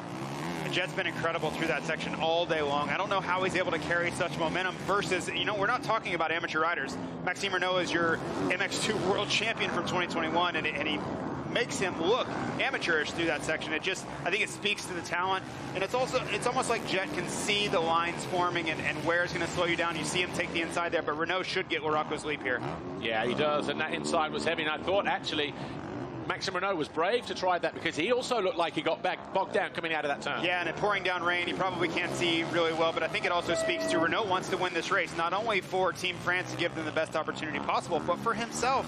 He's, you know, this was his rookie year in the MXGP class, and to come to the USA, I believe it's his first race ever in the USA, to win this combined moto would be a big statement for him. Yeah, and he probably would win the MXGP category as well, because Maxime Renault, yeah, third and first. So he would win the MXGP. Jet Lawrence would win the Open category, and Justin Cooper, MX2. So they'll get individual trophies and watches. I think Rick Johnson has a special award, some watch manufacturer for that. And of course, you know, Renault can't be expected to know the math either. He doesn't know what happened to Fernandez once he went down. He doesn't know any of those things. So all he can do is put the best score on the board possible. But it's going to be tough because you know Jet Lawrence wants to win this race as well. Dylan Fernandez is closing in on Jeremy Seewer, a 2:15 versus a 2:16, a full second. The gap 1.1 seconds. So we are going to have a little bit of excitement here on the final lap here between France and Australia, because if Jet finds his way past Maxime from second to first, and also Fernandez can find his way past Seewer, the Swiss rider, then that could, will determine the outcome of the silver medal, the second overall step on the podium. Chase Sexton has probably by now had the message, just do what you need to do, stay where you are, don't need to take any chances. I'm not sure if they've been told you're overall winners just yet, but the messages would be, you're just fine. Yeah, and in all that excitement, you can call me biased. Of course I'm cheering for Team USA. Who wouldn't in my position? But all the excitement in the world, these two can have it. Chase Sexton just needs calm, cruising, you know, and he's still right there. He's still right on the rear wheel of Jet Lawrence, but I don't expect to see him try to get aggressive here. I think he's happy to sit on the rear wheel and just find the checkered flag. But Team USA need to win here this weekend. It's been a long drought without winning, but it would just reignite the passion for the Motocross of Nations, for the American riders, the American fans, in terms of getting on the plane and going to Europe as defending champions with the 1, 2, 3 plates. Everybody wants to see that if you're a neutral. Well, and there's a lot of pride with this event. Everybody wants their country to win. That's why we're here. This is the Olympics of motocross. So but even if you're not American and you're maybe not one of the fancied teams, fans coming here thinking we need to see America win. Well, and I'm one of those, right? I'm one of those people. Right. When you look at the history of America in this race and the American market and how large Supercross is and all those things, when Team USA does well for certain times, it helps the sport overall. It helps bring more sponsors in. It's good for everyone. And of course, I want to see it. It's been 11 years, right? It's time, and I think they've earned it. They've really risen to the occasion this weekend. 2 laps to go. Jet Lawrence all over the back of Maxime Renault once again. Has he been sitting back, biding his time, defending the visibility on his goggles, because obviously there's going to be roll-offs there, but there are only so many pulls of the roll-off there before they start to run out. A little bit further back, the battle for 4th place between Jeremy Seewer and Fernandez. Oh, over the finish line a moment ago. Jeremy Seewer, he is on the ropes here and a little bit more. So we have a crucial couple of laps here that determines the silver medal, and he gets held up by a back marker there, Dylan Fernandez, but he's all over the back still of Jeremy Seewer, and Seewer knows he's there, and he's making mistakes as well, the Swiss rider. They're both pushing incredibly hard here, and that mistake by Seewer is right next to our commentating booth. Had we be standing there, we'd be covered in mud right now. But it's been that kind of day. You see another mistake from Seewer. Both of these two, if you're looking for the riders that have made the most mistakes today, it's been those two, so it'll be interesting to see who can get this done. Tony Cairoli, or is that Guadagnini actually? Guadagnini, so the number 3, he's in 20th position, just behind Dean Wilson of Team Great Britain. Britain are going to finish in 10th place. Italy are going to finish 4th. And I was speaking to someone just before the race, and I was wondering if Guadagnini didn't get the start, would he be able to replicate that pace from the first race? Because it's so difficult. You're getting roosted, you don't have as good a grip, you're covered in mud, and you have to move forward, and we see him back here in 20th. These guys are being lapped, actually. Guadagnini, there's Maxime Renault, and there's Lawrence, and all of a sudden, that was almost a game changer right there, because the back end of Mattia Guadagnini, left to right, up through the waves, he was already looking behind over the Monster Energy jump, so he knew the leaders were coming through. He was just doing his best to stay out of the way. And I think he was trying to get out of the way, but he didn't expect Renault to be on his left. Okay. Well, it's getting mental here late in the moto, but I truly believe that Guadagnini was trying to get out of the way, right? He's moving left, which is the natural line to move, and it just happened so that Renault was on his left. 1 lap to go. Maxime Renault all of a sudden has 3.3 seconds over Jet Lawrence. Back markers playing their part, possibly on the penultimate lap there. Inadvertently, obviously, they're having their own race, Wilson and Guadagnini, but as the leaders came through, and Lawrence with no goggles as well. So that is also a telltale sign. There's Chase Sexton just in the background. So we're going to also have face full of roost there for Lawrence. Sand as well. That's not nice. Wet sand as well. Blue flags are being waved. Mattia Guadagnini needs to get out of the way. He's looking over his shoulder. Well, and I don't think Sexton's going to try to make a move here, but if he needed to, this is the perfect setup. Wow. Surely Jet Lawrence can't see at this point, and you see Guadagnini still pushing. Mattia Guadagnini used Jet Lawrence to find his way past. Look, Dean Wilson has parked up and let these guys go. Guadagnini used it. He's not pulled out of the way. He's not yielded to the blue flags. He knows the guys are coming through, and he's still racing. Look. Well, and you wonder if he thinks that this 20th is going to be needed, and it won't be. They're going to be using a 15th. Surely he doesn't know that, so I'm trying to put myself in his shoes. Yeah. Why would he be pushing here? He doesn't know the maths. You have to give them a little bit of slack here. Yeah. But at the same time, you know, you're in that, you know, right, you're behind Team Great Britain, and he's just basically used that to his advantage. The leaders are coming through. I used to get told all the time when I was being lapped, there's a race going on and you're not in it. So Chase Sexton, we are on the final lap. He is less than half a lap from what would be a historical moment in his riding career. Well, and you're going to just see, I think, first relief and then exuberation from all of Team USA, because everybody's on pins and needles. They were so nervous because they knew that as long as they didn't blow it, they were set up perfectly going into race 3, but you're waiting for the other shoe to drop because it's been 11 years. So I think everybody that's a part of this team, everybody that's supported this team, is just happy to see things go their way for the first time in a long time. We still need to get Tomac over the line, though, in that 6th position, because as it stands right now, they're throwing away the 9th place of Justin Cooper from race 1. But heading uphill, Maxime Renault, who has a 4.5-second advantage over Jet Lawrence. He will surely take the win and the checkered flag. Lawrence will take 2nd, but Chase Sexton, Team USA, he will round out the final couple of corners. The flag does go out. Renault wins, but Chase Sexton has won the Motocross of Nations for the Team USA for the first time since 2011. It is going to go off here, and he knows it. We just need to bring Tomac over the line for sure in 6th position, and the celebrations are going to go wild. And for Team USA, 23 wins now, and you know what? In 38 appearances, previous appearances, they've had 32 podiums. That's 33 in 39 appearances now for Team USA, and no wonder they are rushing the podium here, the start straight. They want to see history being made, because there's a lot of people here new to the Motocross of Nations. They are new to this event, and they've never witnessed this before either. So for this crowd, this is a big moment. Well, and to win at home, right? There's been so many years in a row where it just hasn't worked out. Obviously, we all suffered through COVID-19, and there was no race, but this is an incredible moment. Team USA victorious here then at RedBud.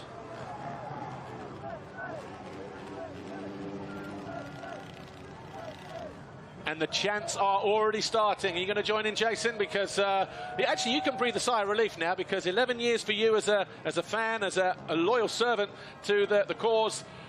What does it mean to you, first of all, and how are you feeling right now? Well, you know, I've been watching this.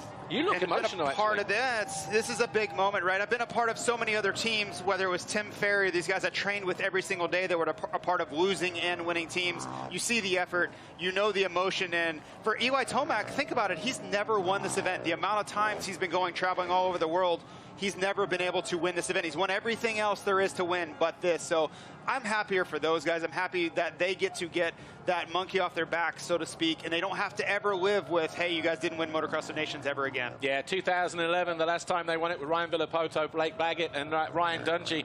The following year, Lommel, Belgium, they finished with the bronze medal. Again, Dungey, Baggett, but this time Justin Barcia. It was silver in Germany in 2013, bronze, silver, bronze the 3 years after that, 14, 15, 16. No podiums, 2017, 18, and 19. Of course, they weren't in Italy last year, but they are victorious here. Eli Tomac has done his shift as well. He was victorious in race 1, came from a crash in turn 2 at the start of the race, brings it home in 6th place. And you know what is more poignant for him as well? You've got Chase Sexton at the start of his career. You've got Eli Tomac deciding to ride only Supercross next year. I'm not saying he's at the end of his career, but he's choosing not to ride outdoor. The only championship really he hasn't won, to win it here on home soil, Big day for both Chase Sexton and also for Eli Tomac. But don't rule out Justin Cooper as well. He did his bit, his second attempt, and he brings home the bacon, takes the gold medal, and no better feeling than to do it here on home soil. Well, I can promise you, no matter what else happens for the rest of their career, they won't forget today. Here's Eli with Lisa. Eli Tomac, Chase Sexton, history was made today, and you were part of it. That's right. The dry spell's over, so it feels so cool to do it here at RedBud on the home turf. Probably the best crowd I've ever seen for MXoN event I've been to. So so cool. We did it. That was a true team effort.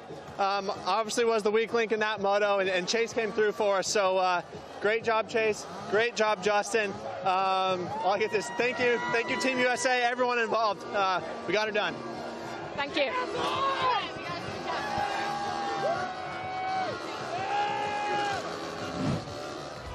Eli Tomac, Chase Sexton, Justin Cooper, victorious here at RedBud, the 75th edition of the Monster Energy FIM Motocross of Nations.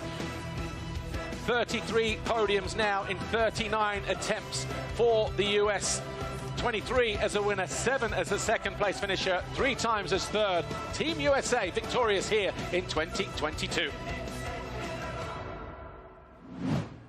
Maxime Renault, the winner of the race, so we'll give him his credit where the credit is due. And that was a long time at the front, a lot of pressure from Chase Sexton and, of course, Jet Lawrence later on in the race. There's the official confirmation of the race, first of all. Maxime Renault wins it from Jet Lawrence, Chase Sexton, Dylan Fernandez, Jeremy Seewer, Eli Tomac, Jorge Prado and Ruben Fernandez, the 2 Spaniards there in 7th and 8th place. And then we had Tony Cairoli and Dylan Wright, 9th and 10th. And Jago Geerts, Belgium, he was also down on the first turn. Jeremy Van Horbik, Carlis Sablis of Latvia, and Calvin Verlandren. Of course, there were other finishers there, but they're the guys who I think finished on the same lap. But we are getting ready for the podium, and I've not seen a podium like this, and it's always big at the Motocross of Nations, but this one will go off. It will be special. I think they've already been on the sauce throughout the weekend. It's only going to get worse from here, but confirmation, Team USA win the 75th edition of this Monster Energy FIM Motocross of Nations by a clear margin over France, and there were 3 points in it between the French and the Australians, who are on the podium for the first time themselves since 2011, only their second podium appearance. Take a look at the highlights then, shall we? Here's what happened, the third and final race of the day here at RedBud.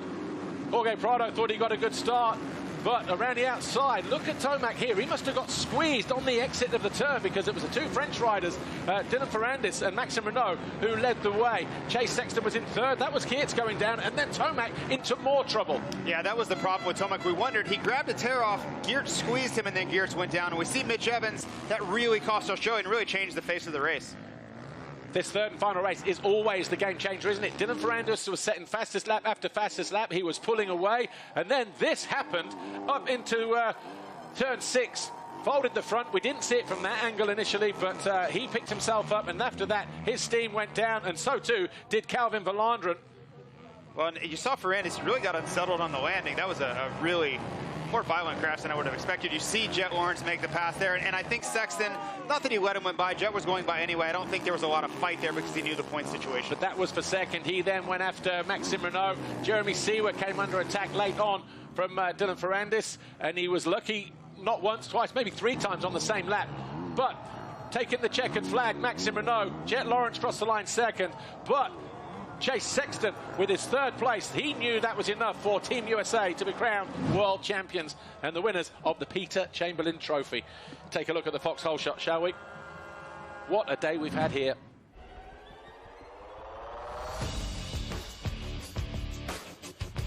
Oh, very close. I think just Maxime. I'd say Team France. Team France whole shot.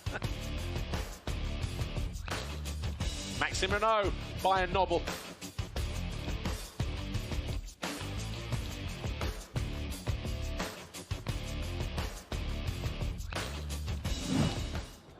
So so we've got the foxhole shot in race 1, Jago Geerts. Race 2 was Mattia Guadagnini, and then race 3, Maxime Renault. I think you're going to hear the loudest Star-Spangled Banner for a long time. And yeah. I wouldn't excuse you to go out of our TV cabin I'm and listen to it and soak it in from out there, just here, and then come back in. There will be plenty of that. You know, for me to be able to watch this and be here in this moment, it's really special. It really is. You know, there's a lot of people behind all of these teams. You know, I was there last year when Italy won at Mantova. That was really special. Even though Team USA wasn't even there, to see the jubilation to win on home soil is always special, and it'll be no different for Team USA. Still, only 14 nations have finished on the podium in the Motocross of Nations. Can you believe that? Since 1947. Well, you know, powerhouse countries, powerhouse nations, there's so much talent, and they just continue to churn out this talent. Maxime Renault, Jago Geers from Belgium, like you just see more and more of these youngsters turning into elite MXGP riders. Mitch Evans, Hunter Lawrence, Jet Lawrence, team manager Michael Byrne make their own piece of history here. They came in as favourites, at least for a podium, and they, if you ask them, they maybe feel they fell short, but you know what? They have absolutely everything to be proud of. And I say fall short with all the greatest respect, because we saw Evans go down there on that final lap, and also Hunter crash on the opening lap of his second race. But yeah, fantastic for them. France on the podium as well, and Team France, who are 6-time winners, of course.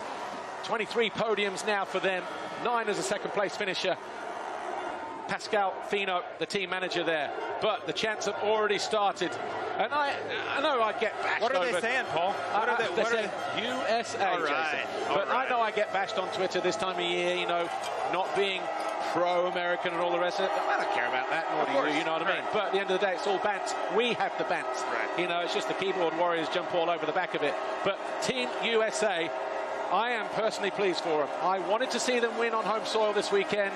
They've done that. Chase Sexton, Justin Cooper, Eli Tomac, Roger DaCosta wins again, the man in charge. Well, this is a special moment for Team USA, of course, but all of those riders, all 9 of those riders were special this weekend. End of story, right? They're all winners, they're all podium. If you told me that any of those teams had won going into today, I would have said, absolutely, I can understand how that happened.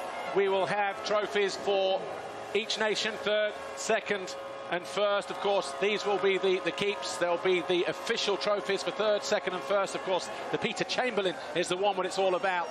The guy who started the Motocross of Nations, the former FIM vice president back in 1947, and truly put this event on the map. There will also be individual class winners as well. Mr. Jorge Villegas, the FIM president, handing the 3rd place trophy to the Australians. Jet Lawrence gladly accepts that. And he also wins the open class category as well in his first Motocross of Nations. Well, something tells me that won't be the last time we see Jet Lawrence standing on that podium. Absolutely not. Justin Cooper taking it all in. What a turnaround for him. And actually, what a moment for him. You know, down and out in the first race in Assen 2019 to bounce back, to come back and do this. Absolutely fantastic. Well, and there was a lot of controversy about the final two, you know, the MX2 pick for the Team USA, and Justin Cooper made no bones about it. If he was picked, he would be all in for this race, and everybody would be happy that they picked him. And I think with that performance today, you have to agree with him. 2nd place trophy once again by Jorge Villegas, the FIM president. This time to Team France. And Team France on the podium once again. 23 now. 9 times as 2nd place finishers, 6 as winners. But Team USA, for the 23rd time, will be crowned winners. Mitch Covington, SVP of Sports Marketing at Monster Energy, handing them their commemorative trophy. That's not the real trophy just yet. We'll do that one in a moment, Jason. But this is what it's all about. The Peter Chamberlain Trophy. And you see Roger DaCosta there. He's been a part of so many of these teams for so long. For the 23rd time, Team USA, Eli Tomac, Justin Cooper, Chase Sexton, and the team manager, the man, Roger DaCosta, take the Chamberlain Trophy. They bring it home to the USA. They will head to France with the 1, 2, 3 next year at Ernée. Congratulations to Team USA, victorious here at home at RedBud.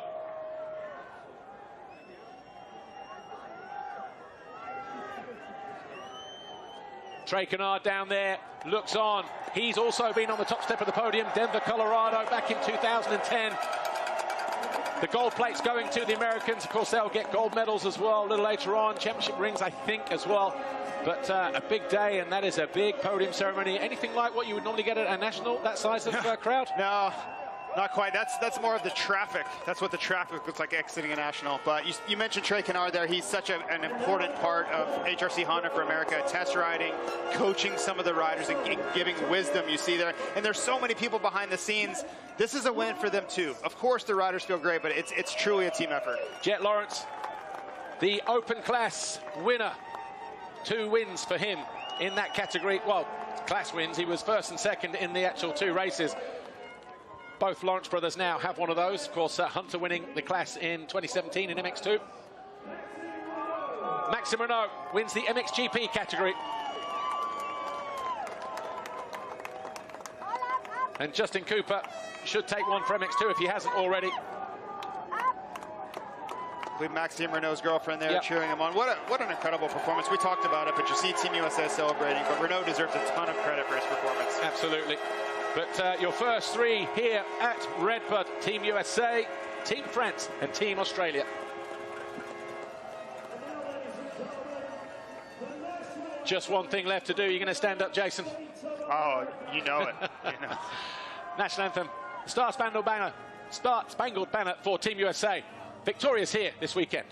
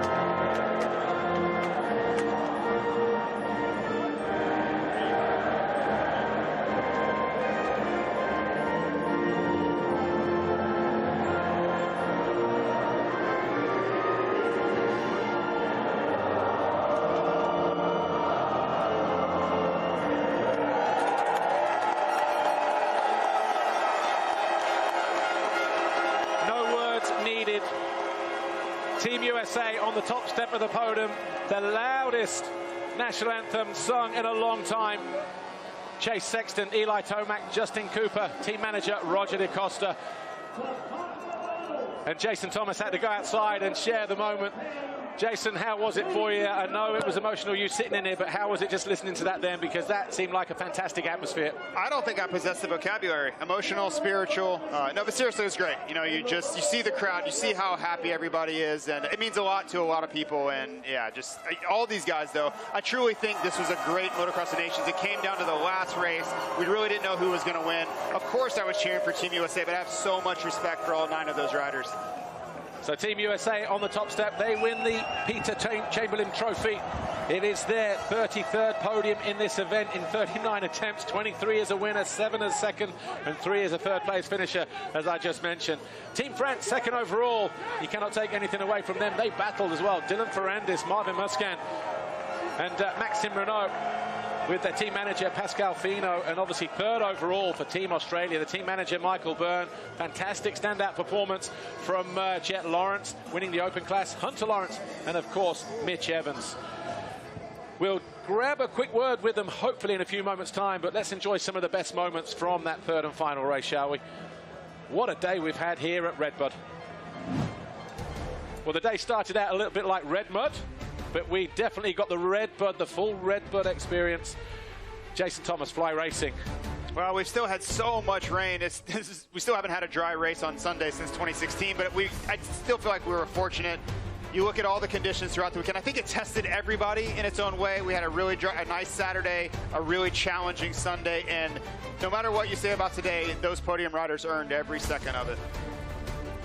a lot of it normally comes down to what happens in the third and final race, and we had that excitement as well, didn't we? Turn 2, well, Tomac getting pushed wide, and Hirt going down in turn 2, and that caught out Tomac again, but fortunately for him, he had his teammate up front. There was a mistake there from Fernandez. His teammate took over, Maxim Renault, to win the race, but Sexton did what he needed to do. He kept a cool, calm head, and he brought home the bacon, and his teammate backed him up with that 6 in race 3.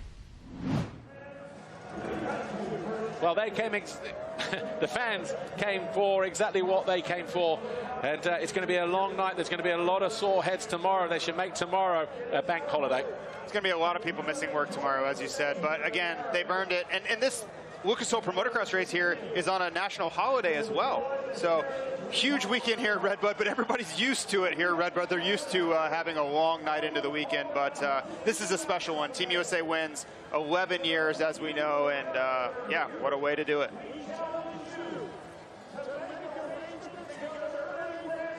Let's go down to Lisa. She somehow has managed to grab Team USA. Eli Tomac, you took your first Motocross of Nations race win. You now lifted the Chamberlain Trophy for the very first time. It's a memorable day for you. Oh, this is, I know these don't come easy and they don't come often, so I think back to just the beginning of the day and beginning of the weekend. You know, it felt great as a team. We had great team atmosphere, great team effort, and obviously with the racing today, we all pulled our own weight. We all put in those solid motos and those solid scores. So I got to give it up to these two guys, Chase, Justin. So this is an awesome one to win. Chase Sexton, your very first Motocross of Nations on home soil. The pressure was on, but just tell us, what did that podium feel like for you? Unbelievable. This whole weekend has been really a dream come true, being my birthday, and it all worked out. So first win.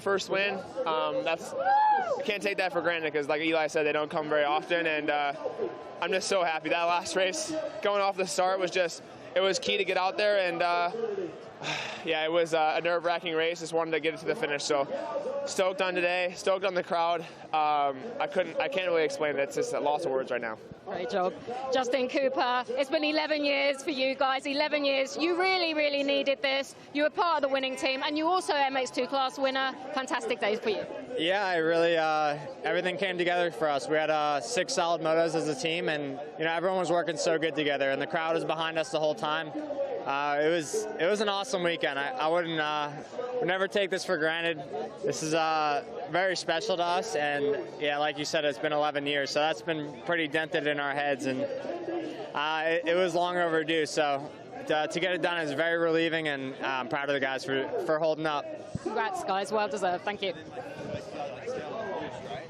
Yeah, Team USA, and for team leader Eli Tomac, of course, his first visit was Germany, Teushental, back in 2013. Had to take second overall that day. He was third in 2014 in Latvia, and obviously missed the podium in 2018. But here's Team France with Lisa.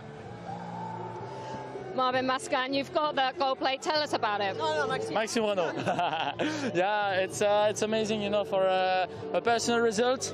But we come here, it's a mix of nations, so we come here as a team. For sure, we are disappointed today. We wanted so bad to win, but yeah, Team USA was really, really strong today, so we couldn't do anything about it. I'm really happy of a personal way. I really did my job. I got 2 great starts, 1 whole shot, 1 race win, won the MXGP class, so it's amazing for me, and really happy of my teammates. It was such a great, great feeling to be with them, and I want to have a big shout out to them. Thank you. Thank you. Marvin Mascan, I know you didn't top that podium, but you can't take away from the team effort for you guys. It was a tough one out there. Yeah, really. I knew my teammates, they were really good, so I'm really proud of, obviously, the second moto.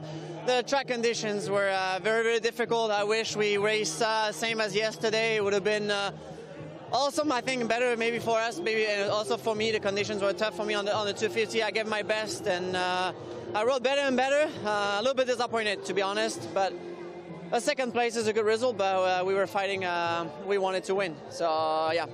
But yeah, thanks to the Federation for this opportunity, and yeah, can't say much, but thank you to my teammate.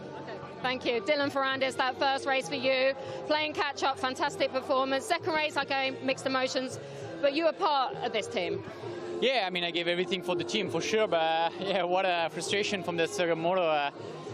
getting our shot, leading the moto pretty easy, feels so comfortable on the bike, and yeah, throw the moto win away with a stupid crash was very, very frustrated, but yeah, I regrouped and I gave everything I had, and yeah, I think we saved that second position, and that's still great. Team USA was very strong this year, and I mean we respect that. Next year we'll be in France, and it will be something else. Now we will have the country behind us, and we will be on soil, so it's gonna be different from them. But yeah, anyway, thanks to my teammate, thanks to the French Federation, Yamaha Star Racing, Monster Energy did such a great job. My bike was awesome, and see you next year.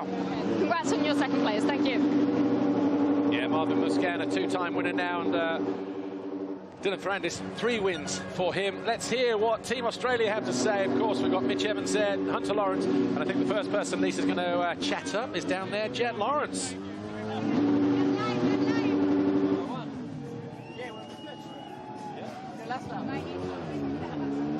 Jet Lawrence, class winner, first Motocross of the Nations for you, first time on a 450. It's been a good day at the office.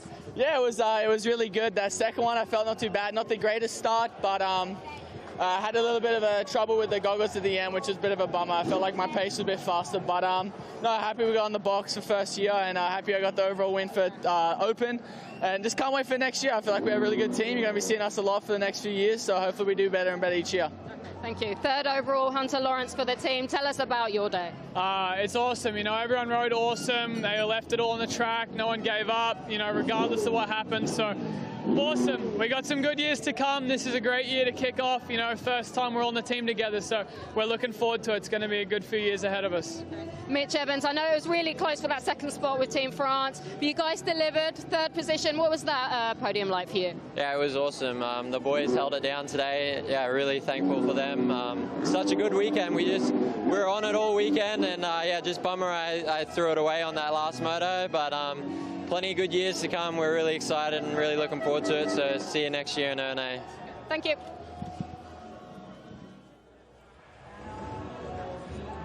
Team Australia, third overall then this weekend, second overall France, but your winners, a standout performance from Team USA. Well, look, we are out of time. We've run about 10 minutes over. So from Jason Thomas, thank you for joining me, and congratulations, Team USA winning once again. Thanks for having me.